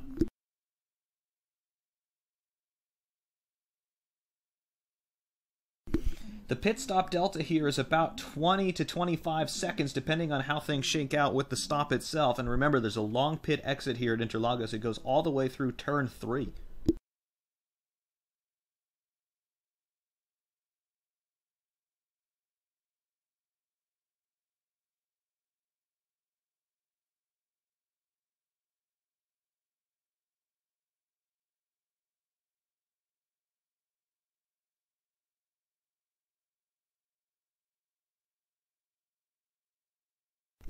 On the count back here, if Hamilton were to stop right now, he would rejoin in P6 behind Daniel Ricciardo.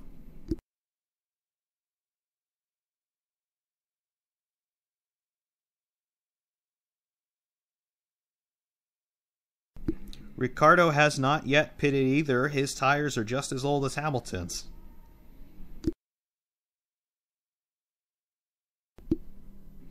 Hamilton has passed for the DRS activation zone. I believe that was DRS on Brendan Hartley, who has taken to the pit lane.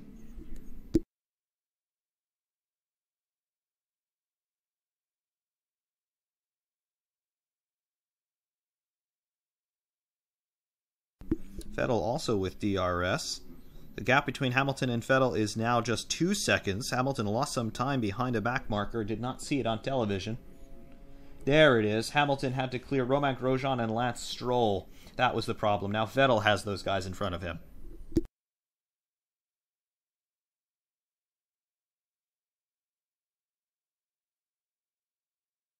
Brendan Hartley has retired from the race with an unspecified error of some sort.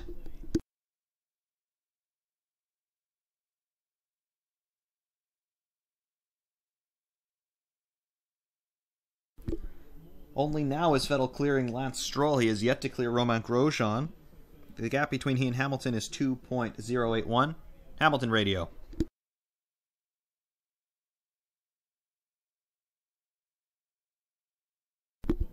Hamilton saying that he lost time dealing with the back markers. Indeed he did. He lost about 1.5 seconds. However, Vettel still negotiating Romain Grosjean. The gap has now grown once again to 2.7 seconds.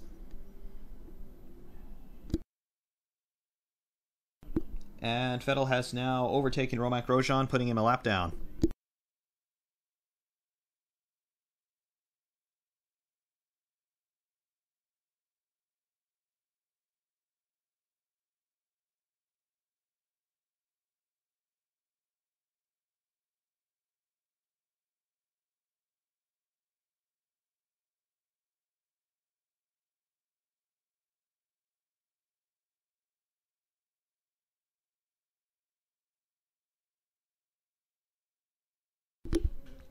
That last lap there really shows the amount of time lost and the back markers there. Hamilton's last lap time of 1:13.748. Vettel's last lap time of 1:14.415. Now that they're in clear air once again, the gap has stabilized at around 2.7 seconds. Sector 1 for Hamilton, 18.878. Sector 1 for Vettel, 18.9 dead. Sector 2 for Hamilton, 38.443. Sector 2, and Hamilton now in the pit lane here. Vettel retakes the race lead. Now, things are coming into fruition here.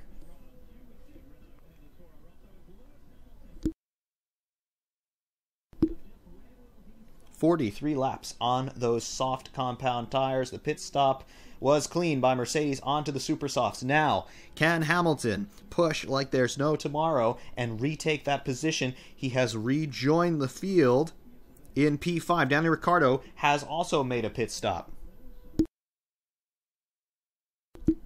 Great timing by Mercedes. Ricciardo pitted at exactly the same time, so Hamilton is able to maintain that position. Hamilton rejoins in P5 ahead of Felipe Massa.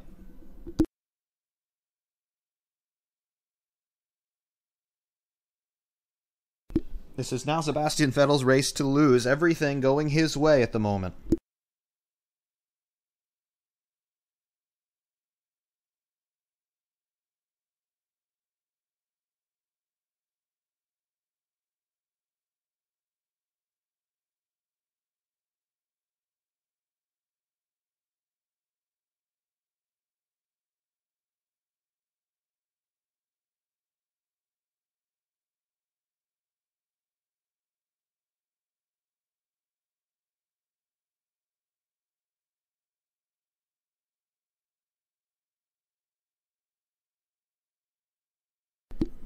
Let us watch the sector times now. Hamilton on his out lap, he did a 129.255. Fastest of all in sector 3, 16.577. Hamilton now in some clear air for the moment on the fastest tires. What can he accomplish?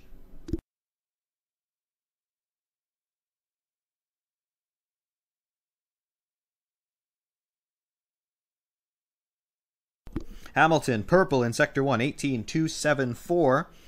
Let's compare that to Vettel's time in 18.714. He has 10 seconds now between himself and Max Verstappen. So clear air for Lewis Hamilton in the moment, notwithstanding any back markers.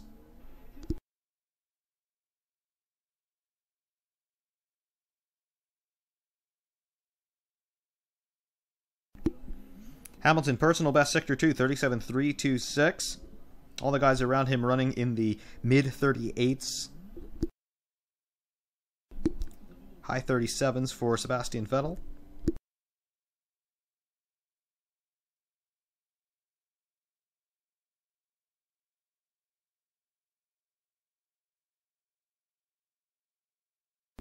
Hamilton, fastest lap, a 1:12.423. Fastest of all in sector 1.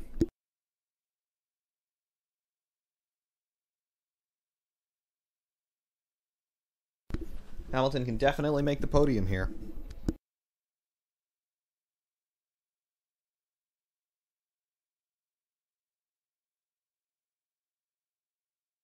Verstappen is going to make life difficult for Lewis Hamilton. He obviously does not allow people to go past without much of a fight. However, 8.4 seconds separate Max Verstappen and Lewis Hamilton at this point.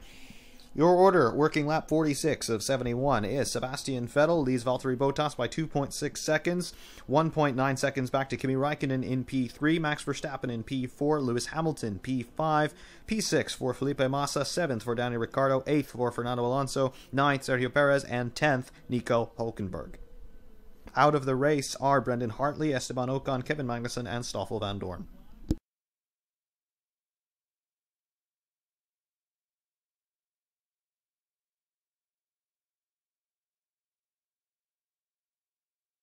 Hamilton resetting fastest lap yet again, a 1:12.012. We're going to get into the 11s here if Hamilton has anything to say about that. He's brought the gap down between he and Max Verstappen to 7.3 seconds.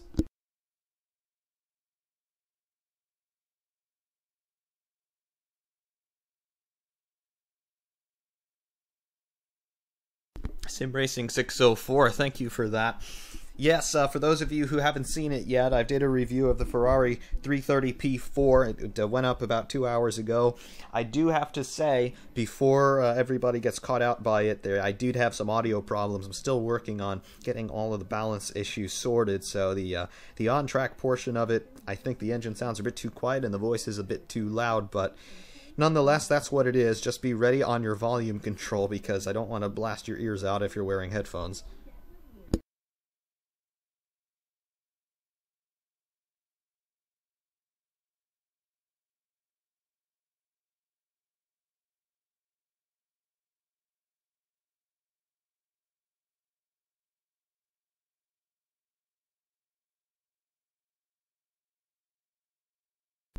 Continuing to watch these times between Hamilton and Verstappen, 6.6 seconds is the gap between these two. Hamilton's last lap a 1:12.328, Verstappen's last lap a 1:13.046. Meanwhile, at the front, the gap between Vettel and Bottas remains stable at just about 2.5 seconds. Vettel's last lap time a 1:13.112, Bottas's last lap time a 1:13.143. Basically nothing between these two guys.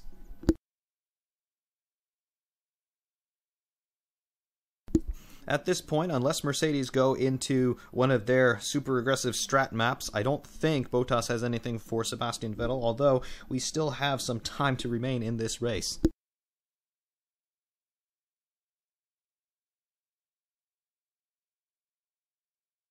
Vettel, personal best lap time, a 1:12.905.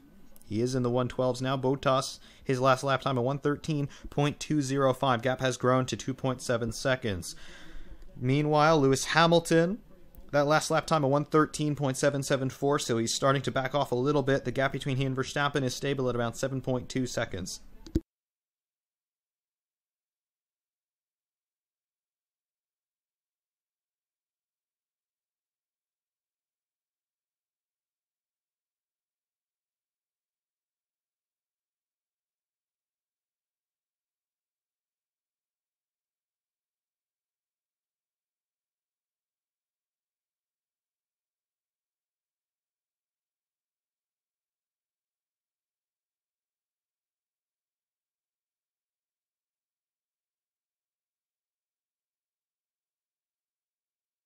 Yes, you bring up a good point there. The last Ferrari victory was Hungary, was it not? That's been a while.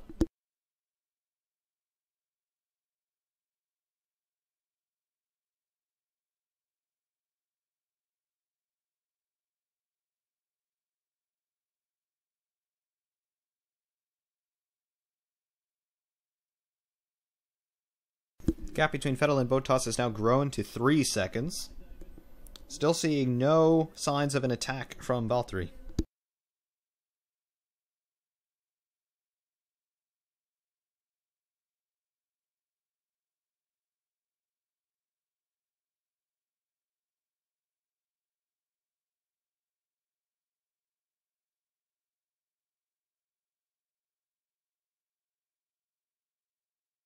Alodri, yes, good pun. Yes, an 8802. I'm a former VW driver. I'm certainly triggered by that. My little Volkswagen was a great car. Of course, all the electronics on it absolutely sucked, but the car itself was great. The engine was great. Just, it was poorly run by the computer systems.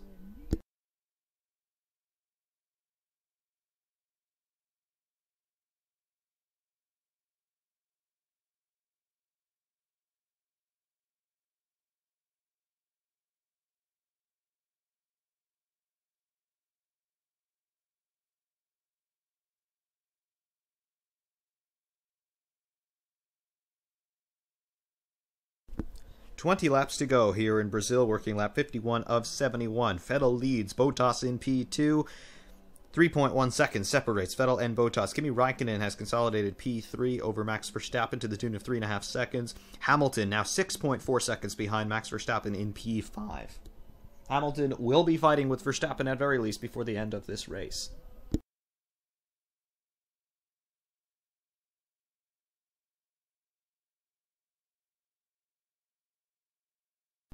Yes, Jonathan, you are correct. It was a 1999 Volkswagen Beetle that I once had. It was a good little car. It just had absolutely terrible computers. It really did. The electronics were always breaking down, causing problems, but mechanically it was great.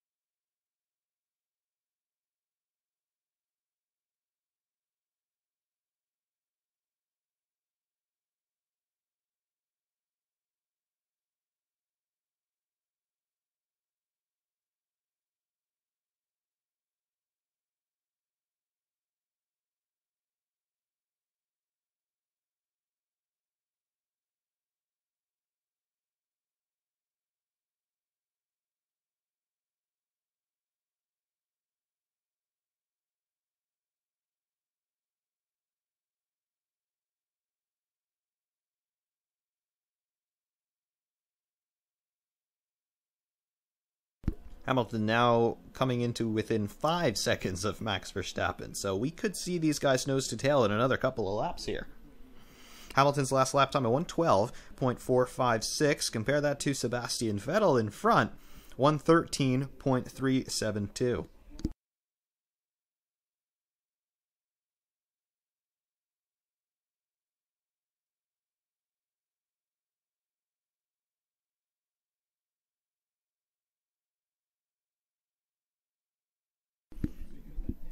Romain Grosjean just getting the bad news from Haas that he's got the 10-second penalty for that incident with Esteban Ocon. Grosjean accordingly lost his mind.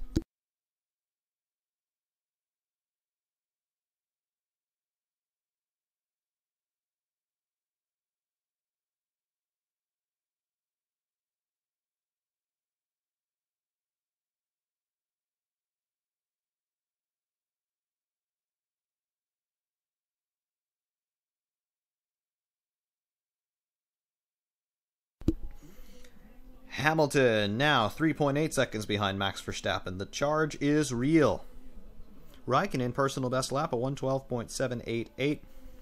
Hamilton lapping roughly 0.3 faster.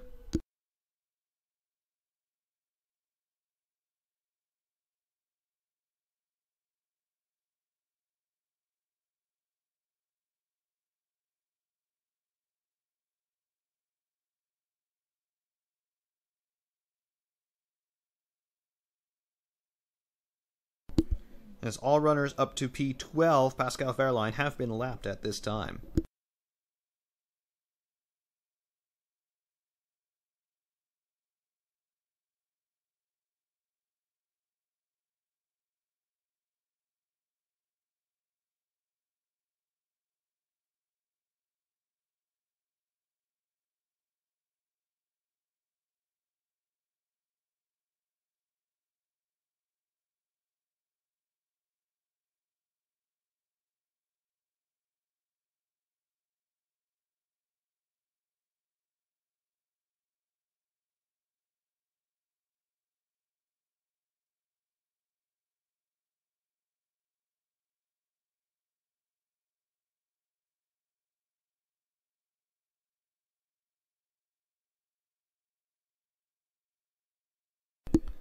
Continuing to watch the times here between Hamilton and Verstappen, the gap is stable now at about 3.4 seconds.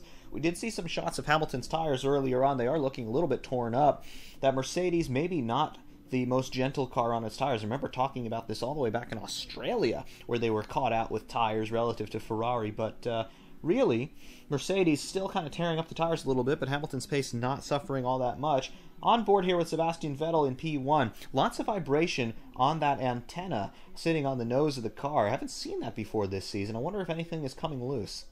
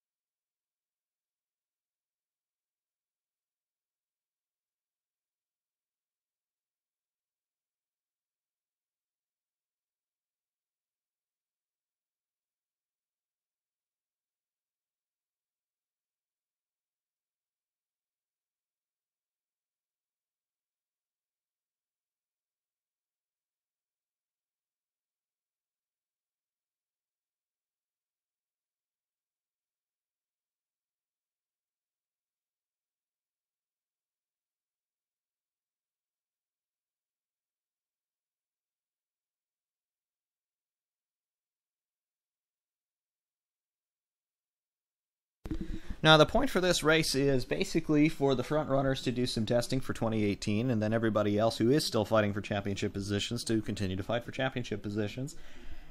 I like it when the championship technically ends before the start of the end of the season, because it takes the pressure off. You're not really concerned about, okay, is my guy going to finish here or there, whatever. It's just you can appreciate the racing a bit more, especially here at the end of the season where you know it's going to go away for a little while. So I do enjoy these races.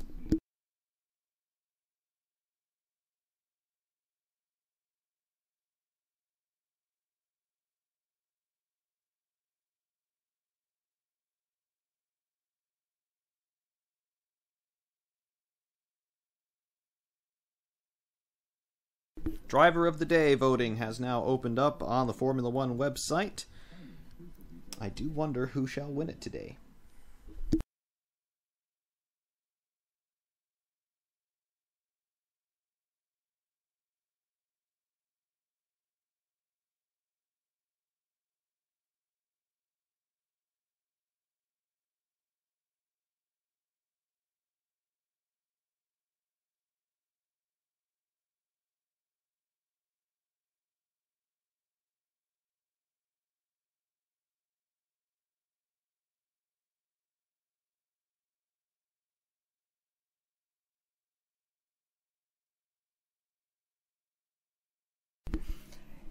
Yeah, Super Italia, there is definitely data to be gathered. Whenever one of these cars is out on track, the teams are just poring over all of the telemetry that's coming off of it. So every time one of these cars runs, they learn something. Whether it's valuable or not, they'll figure that out later. But every time an F1 car is in action, they are watching it and they are learning something all the time.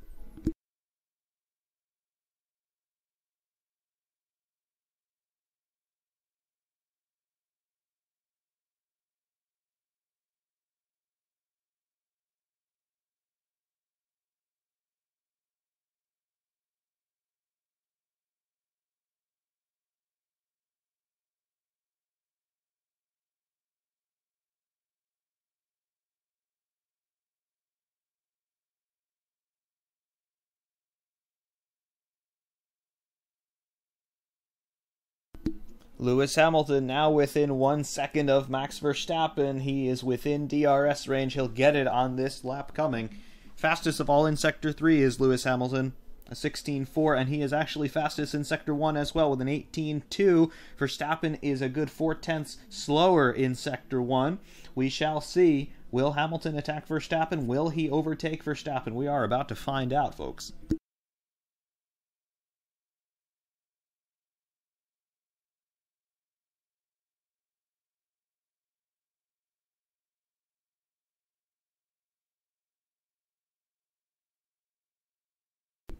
I have a feeling that we are about to see the fight of this race, Verstappen and Hamilton.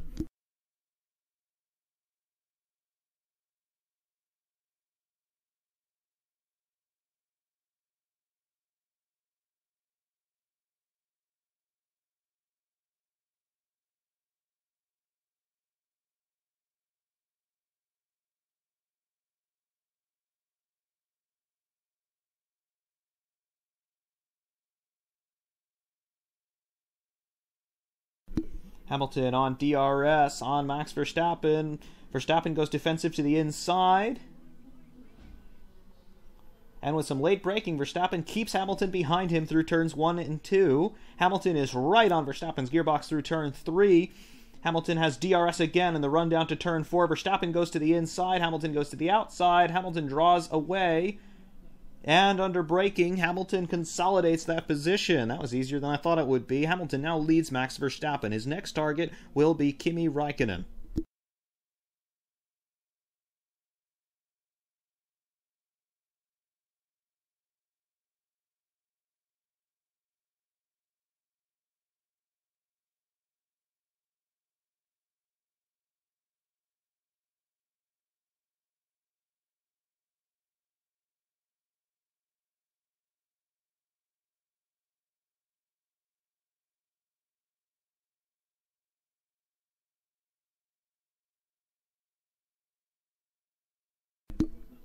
Hamilton now has 4.8 seconds to gain on Kimi Räikkönen for P3. Hamilton could make it onto the podium today.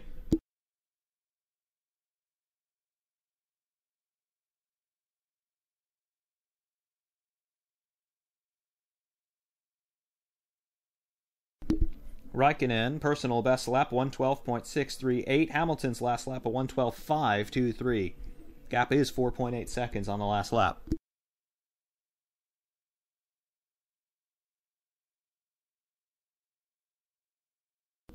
Hamilton lapping Carlos Sainz in P11.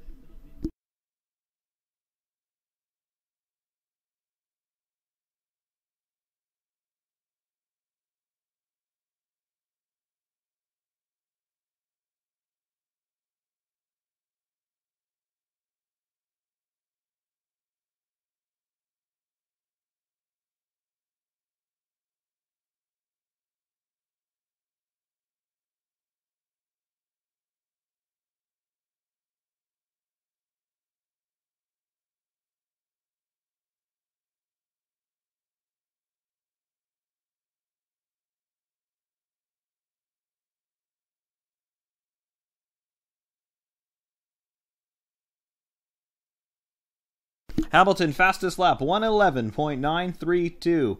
Fastest of all, the only car in the 11s. 4 seconds between he and Räikkönen for P3. 10 laps to go.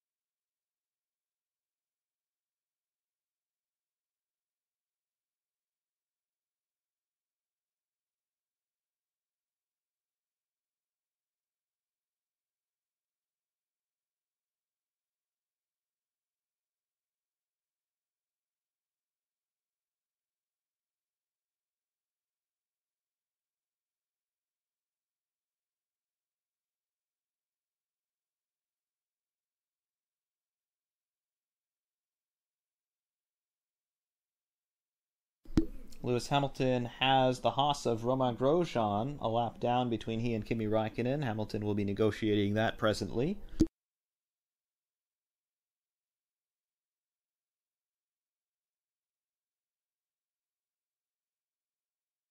Hamilton has DRS, courtesy of Romain Grosjean, and Grosjean allows Hamilton through without too many troubles.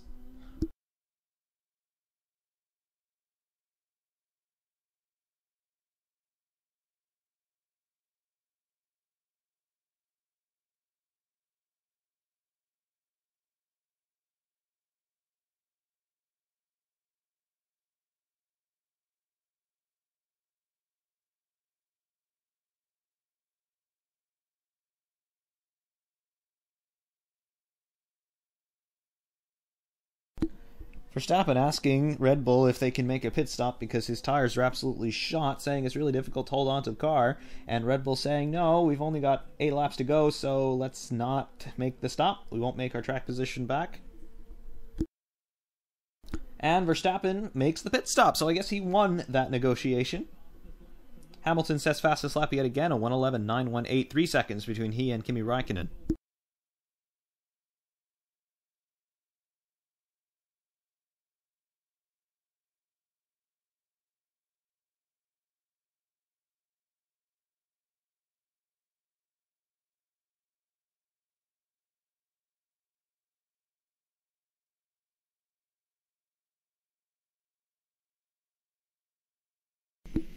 Max Verstappen rejoins in P5 on a scrub set of super softs.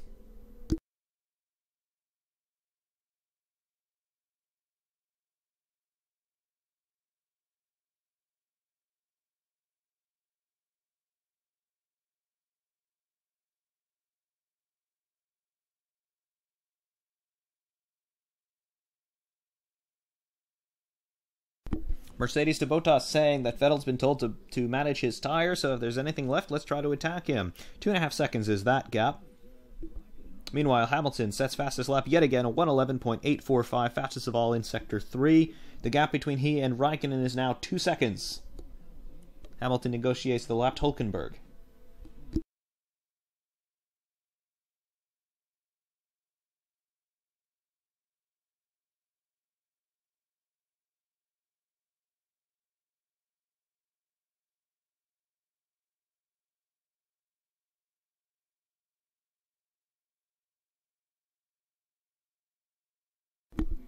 Bottas not really gathering any inspiration from that message. Vettel's last lap, a 1:12.539. Bottas' last lap, a 1:12.982. Meanwhile, Verstappen now fastest in Sector 1, 18.106. We'll see if Verstappen can go for a lap record here. I think he may want to.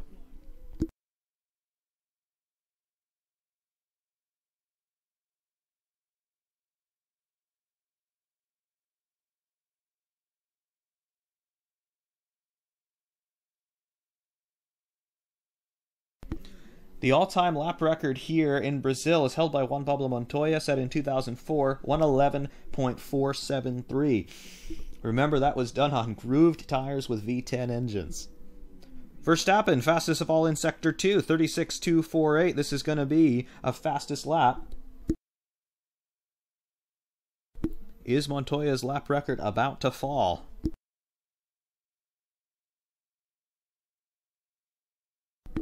Verstappen, fastest lap of the race, a 1:11.044. That is a new race lap record here at Interlagos. Sorry, Juan Pablo.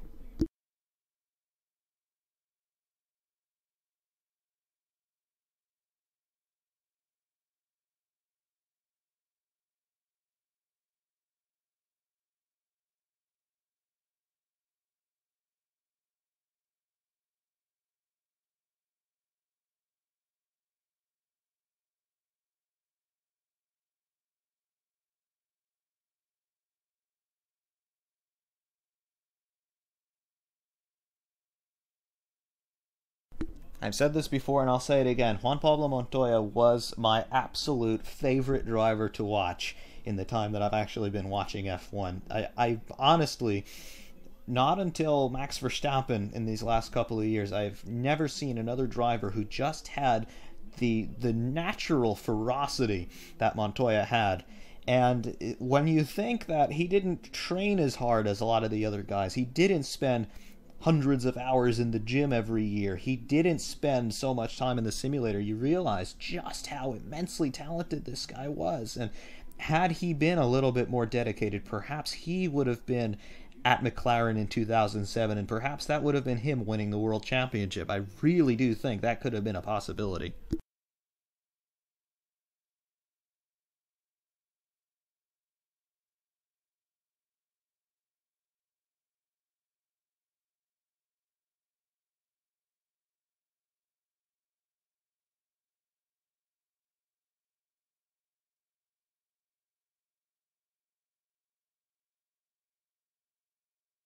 Working lap 67 of 71, Sebastian Vettel still leads Valtteri Bottas to the tune of 2.1 seconds. Lewis Hamilton now just half a second behind Kimi Räikkönen. On board here with Kimi Räikkönen. Hamilton still quite a ways back. He won't be able to attack on this lap, but 347 clicks down the start-finish straight. That is really, really quick, of course, with that DRS assistance.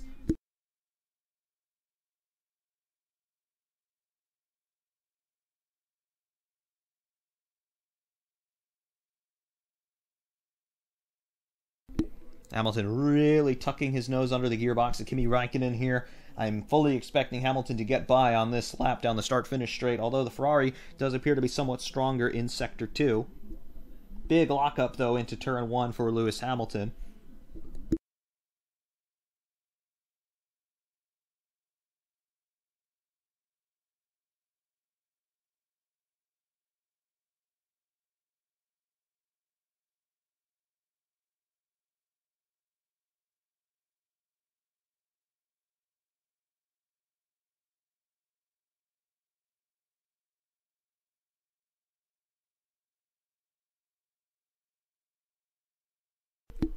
Hamilton once again in DRS range of Kimi Räikkönen coming down the start-finish straight. He is still a long way back. Räikkönen doing a good job defending. Hamilton will not be able to attack here into Turn 1. Räikkönen had a bit of a lockup there into Turn 1, although none the worse for wear. The gap is now 7/10. 4 laps to go. Hamilton has Kimi Räikkönen between he and a step on the podium from the pit lane.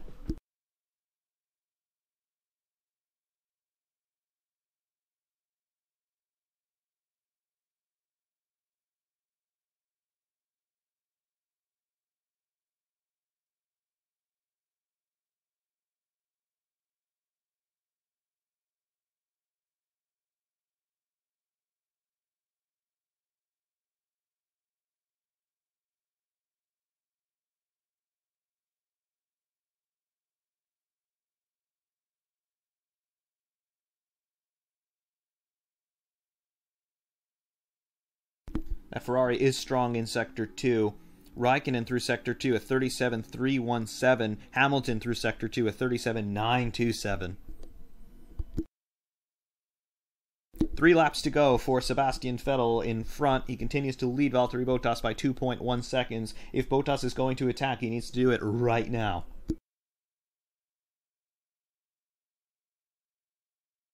Hamilton is closer to Räikkönen through Turn 3 than he has been on the last couple of laps. DRS open for Hamilton. Is he close enough?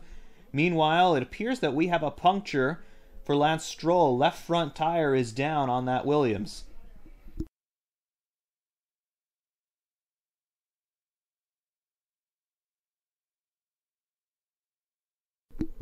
Stroll's tire appears to be inflated, but it is delaminating. What caused that?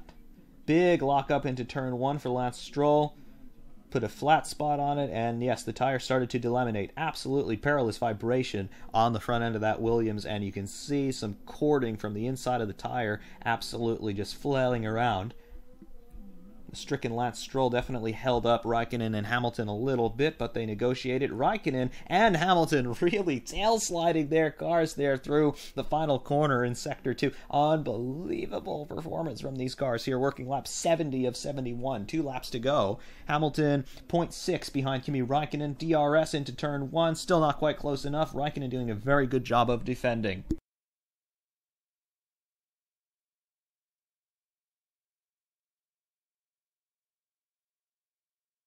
Hamilton is closer down the back straight, however, not close enough for a pass into Turn 4.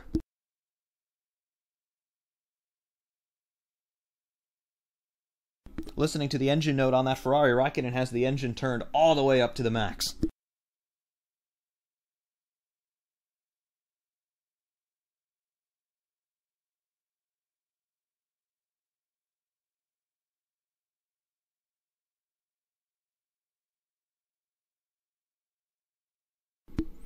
Hamilton's tires are fresher. They're 26 laps old. Raikkonen's tires are 40 laps old. Hamilton is on the super softs, though. Raikkonen is on the normal softs.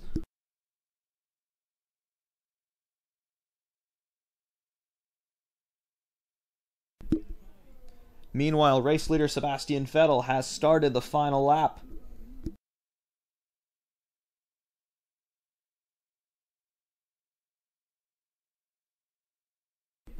Hamilton has one more opportunity to take Kimi Raikkonen, and that is turn 4, and he knows it. Problem is, I don't know if he's close enough. He will have DRS again going down into turn 4. If he doesn't do it right now, he's probably not going to. Hamilton is not close enough to Kimi Raikkonen into turn 4. Will he remain in P4 here? We shall see. The Ferrari is better through Sector 2, and that's exactly where these two guys are right now. Meanwhile, at the front, Sebastian Vettel has maintained his 2.4 second lead to Valtteri Bottas. Vettel is just about to finish Sector 2. On board with Raikkonen, Hamilton is still quite a ways behind. He is not close enough. Hamilton also fighting understeer in the middle of Sector 2. That's just plainly visible. Sebastian Vettel is out of Sector 2. He is about to start the climb back up the hill toward the start-finish line. The checkered flag is being readied at the start-finish straight. Sebastian Vettel bringing Ferrari home to their first win since July and their first win in Brazil since 2008. Sebastian Vettel wins the Brazilian Grand Prix for Ferrari. P2 for Valtteri Bottas, P3 for Kimi Raikkonen. Lewis Hamilton finishes 4th after having started from the pit lane.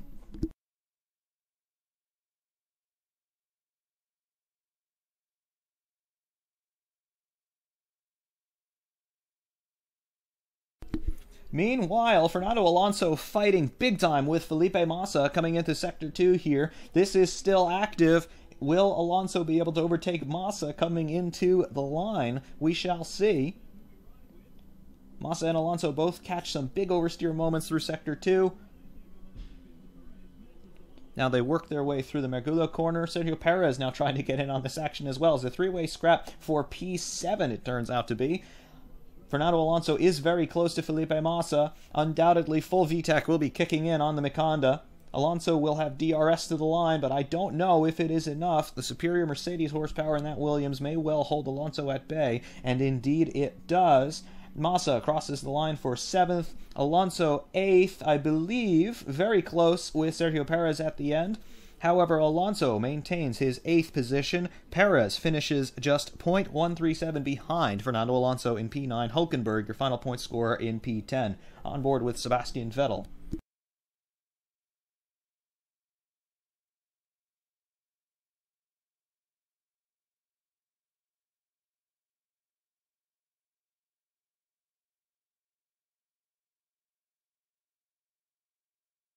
So consolation prize for Sebastian Vettel. 2 weeks ago, his charge for the World Championship met an end. However, here in the final 2 rounds of the 2017 season, Vettel takes his 47th career victory in a dominant style, beating Valtteri Bottas of Mercedes-AMG fair and square.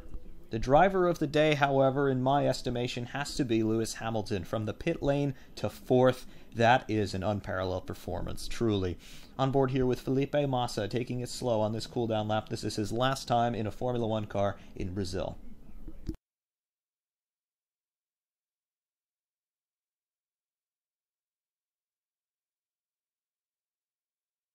And Sebastian Vettel takes to the start-finish straight to do some donuts, reminding me of his championship days at Red Bull.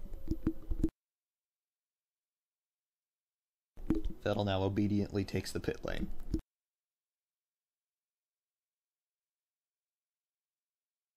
SimRacing604, take care. Enjoy yourself in the frozen Canadian North, and yep, more videos are coming.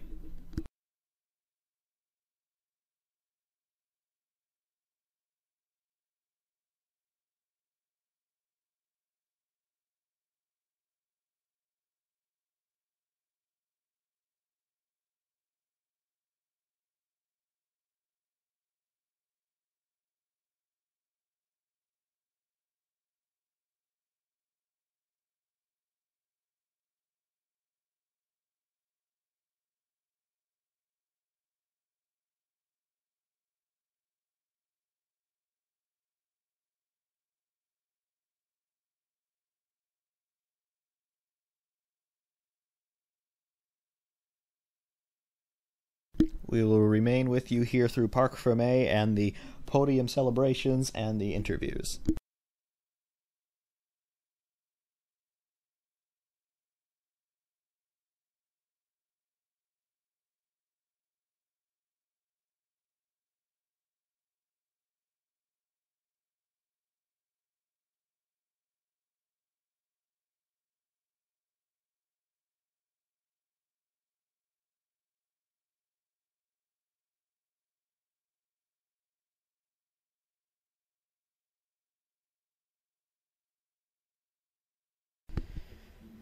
That does raise an interesting point about a possible Mercedes decline in the near future.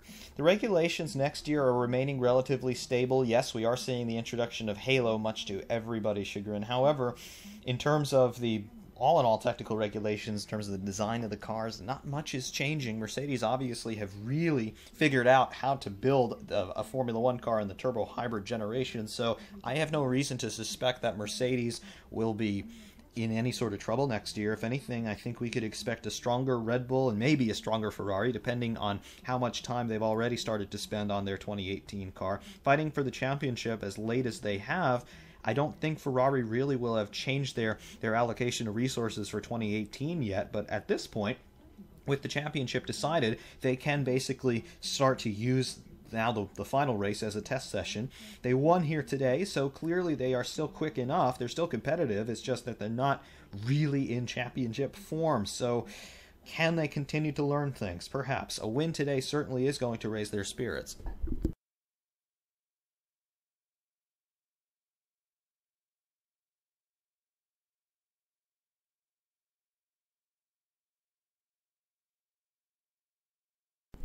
Felipe Massa driving around with one of the green marshalling flags. I think he believes it's a Brazilian flag, but it is not. Hi, Felipe.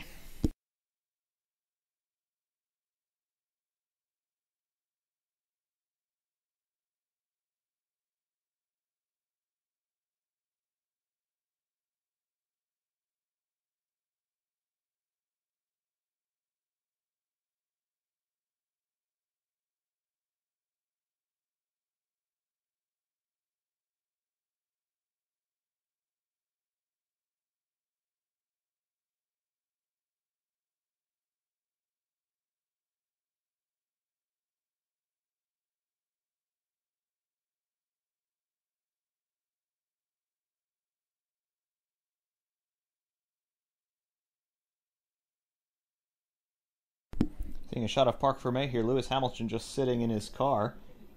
I think he's pretty exhausted, I must say. Driver of the day, it is official. Lewis Hamilton has won it. Hamilton just taking a quiet moment there sitting in the Mercedes. I don't think he quite believes what just happened here. From the pit lane to P4, that is a performance.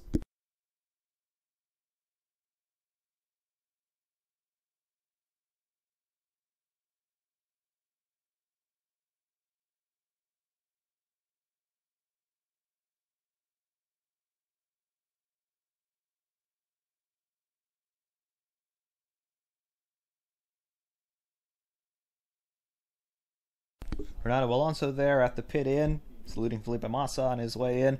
Massa with that green flag. I think he's now realized that it's not a Brazilian flag.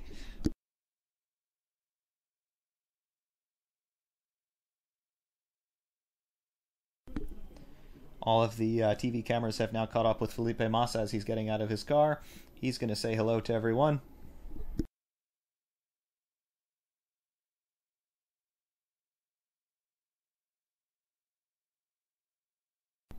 I sense that many champs are going to be making a commemorative edition of this Williams FW40 with a green flag sticking out of it.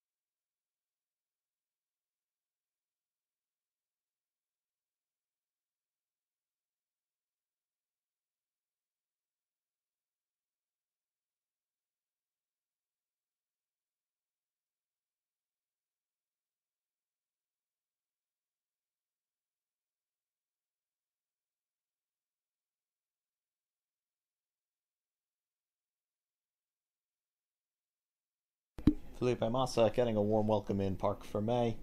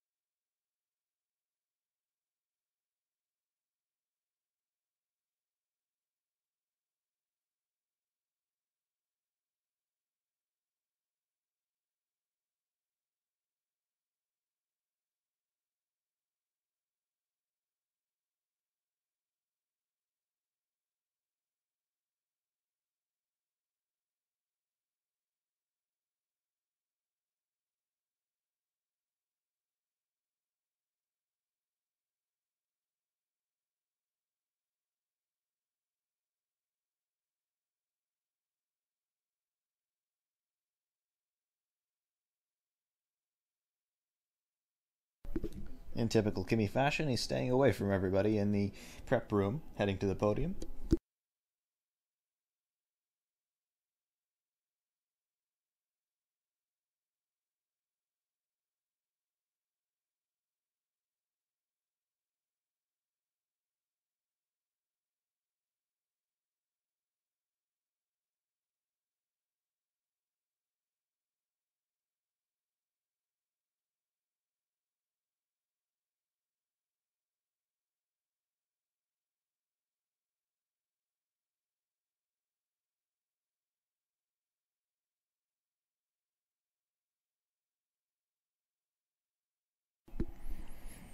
Yes, I was able to overtake the Michael, and that's it.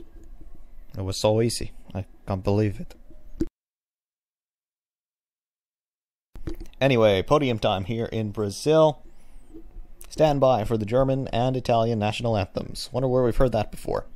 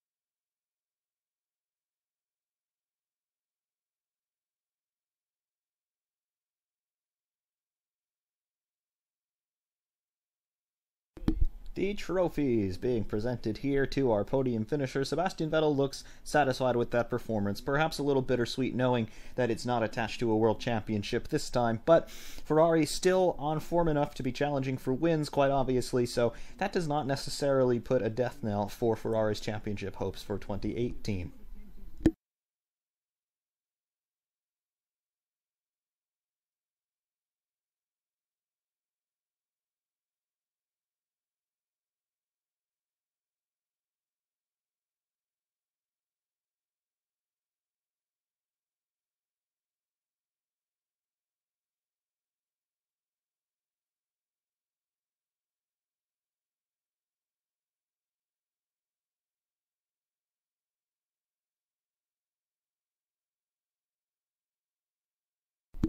Absent from the champagne bottles are GoPro cameras. Oh, nope, I spoke too soon. There's a camera on Sebastian Vettel's champagne bottle. A $5,000 bottle of champagne. Is the mayor of Sao Paulo corrupt? Yes, he is. I don't know who he is, but he definitely is.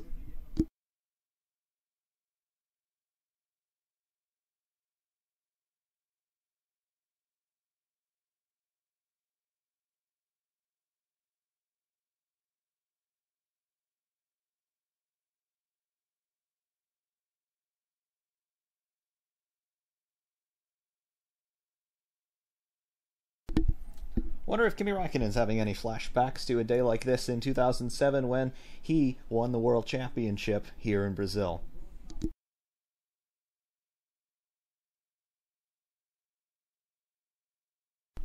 Standing by for the podium interviews.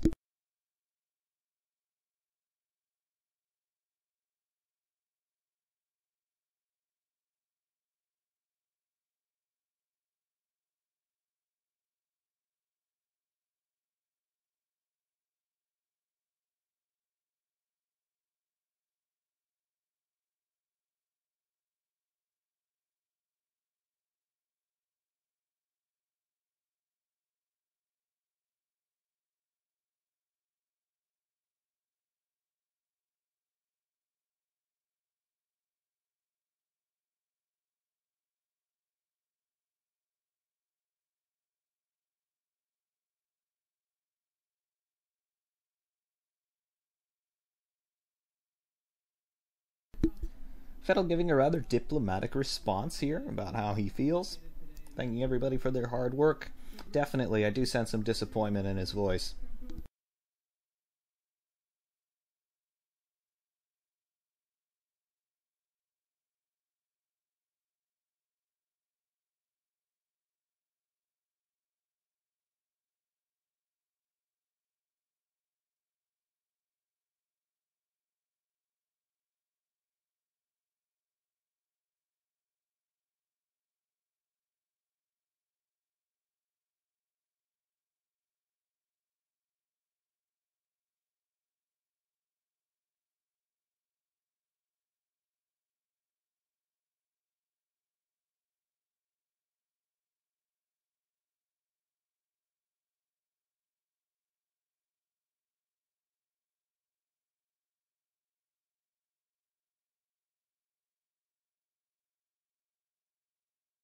Kimi Räikkönen has said more than 5 words. This is very verbose.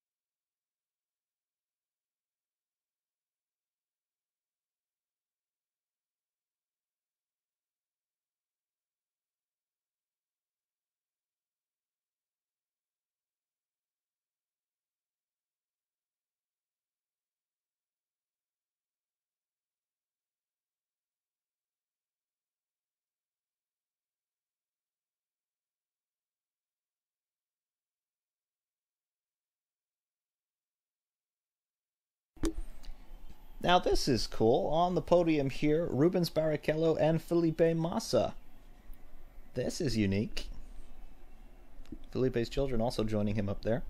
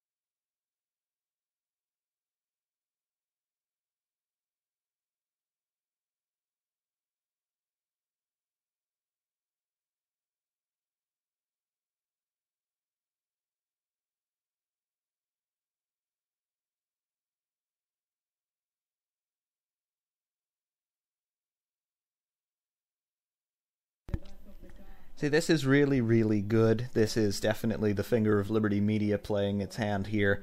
To see Massa here in Brazil in his last race, even though he didn't finish on the podium, really cool that he has this opportunity. I remember in 2006, Michael Schumacher's last race for Ferrari, it was to be his last race at the time. He finished 4th, he wasn't on the podium, we didn't get to hear from him. And I always regretted that. Really, he should have had the opportunity to say something, and now finally in 2017 a driver with a similar standing in terms of the hearts of the fans, yeah, he's got his moment in the sun.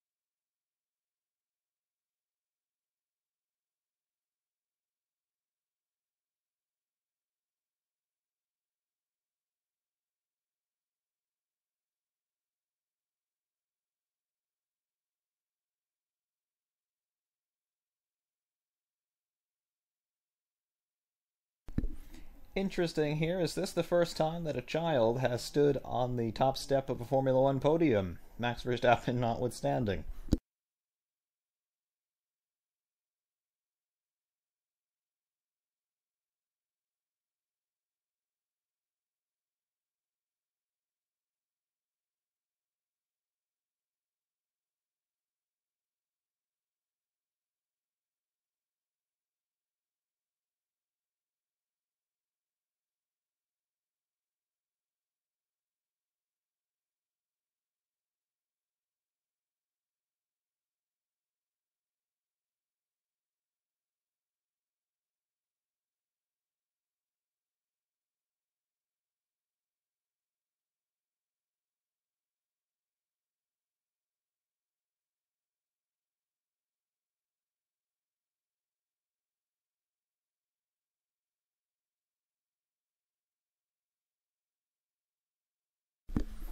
Interesting that they wouldn't be showing that in Europe, but yeah, really cool to see Massa and Barrichello up on the podium. Was not expecting to be talking about Rubens Barrichello today, but yeah, cool to see both of those legendary Brazilian drivers here in Sao Paulo.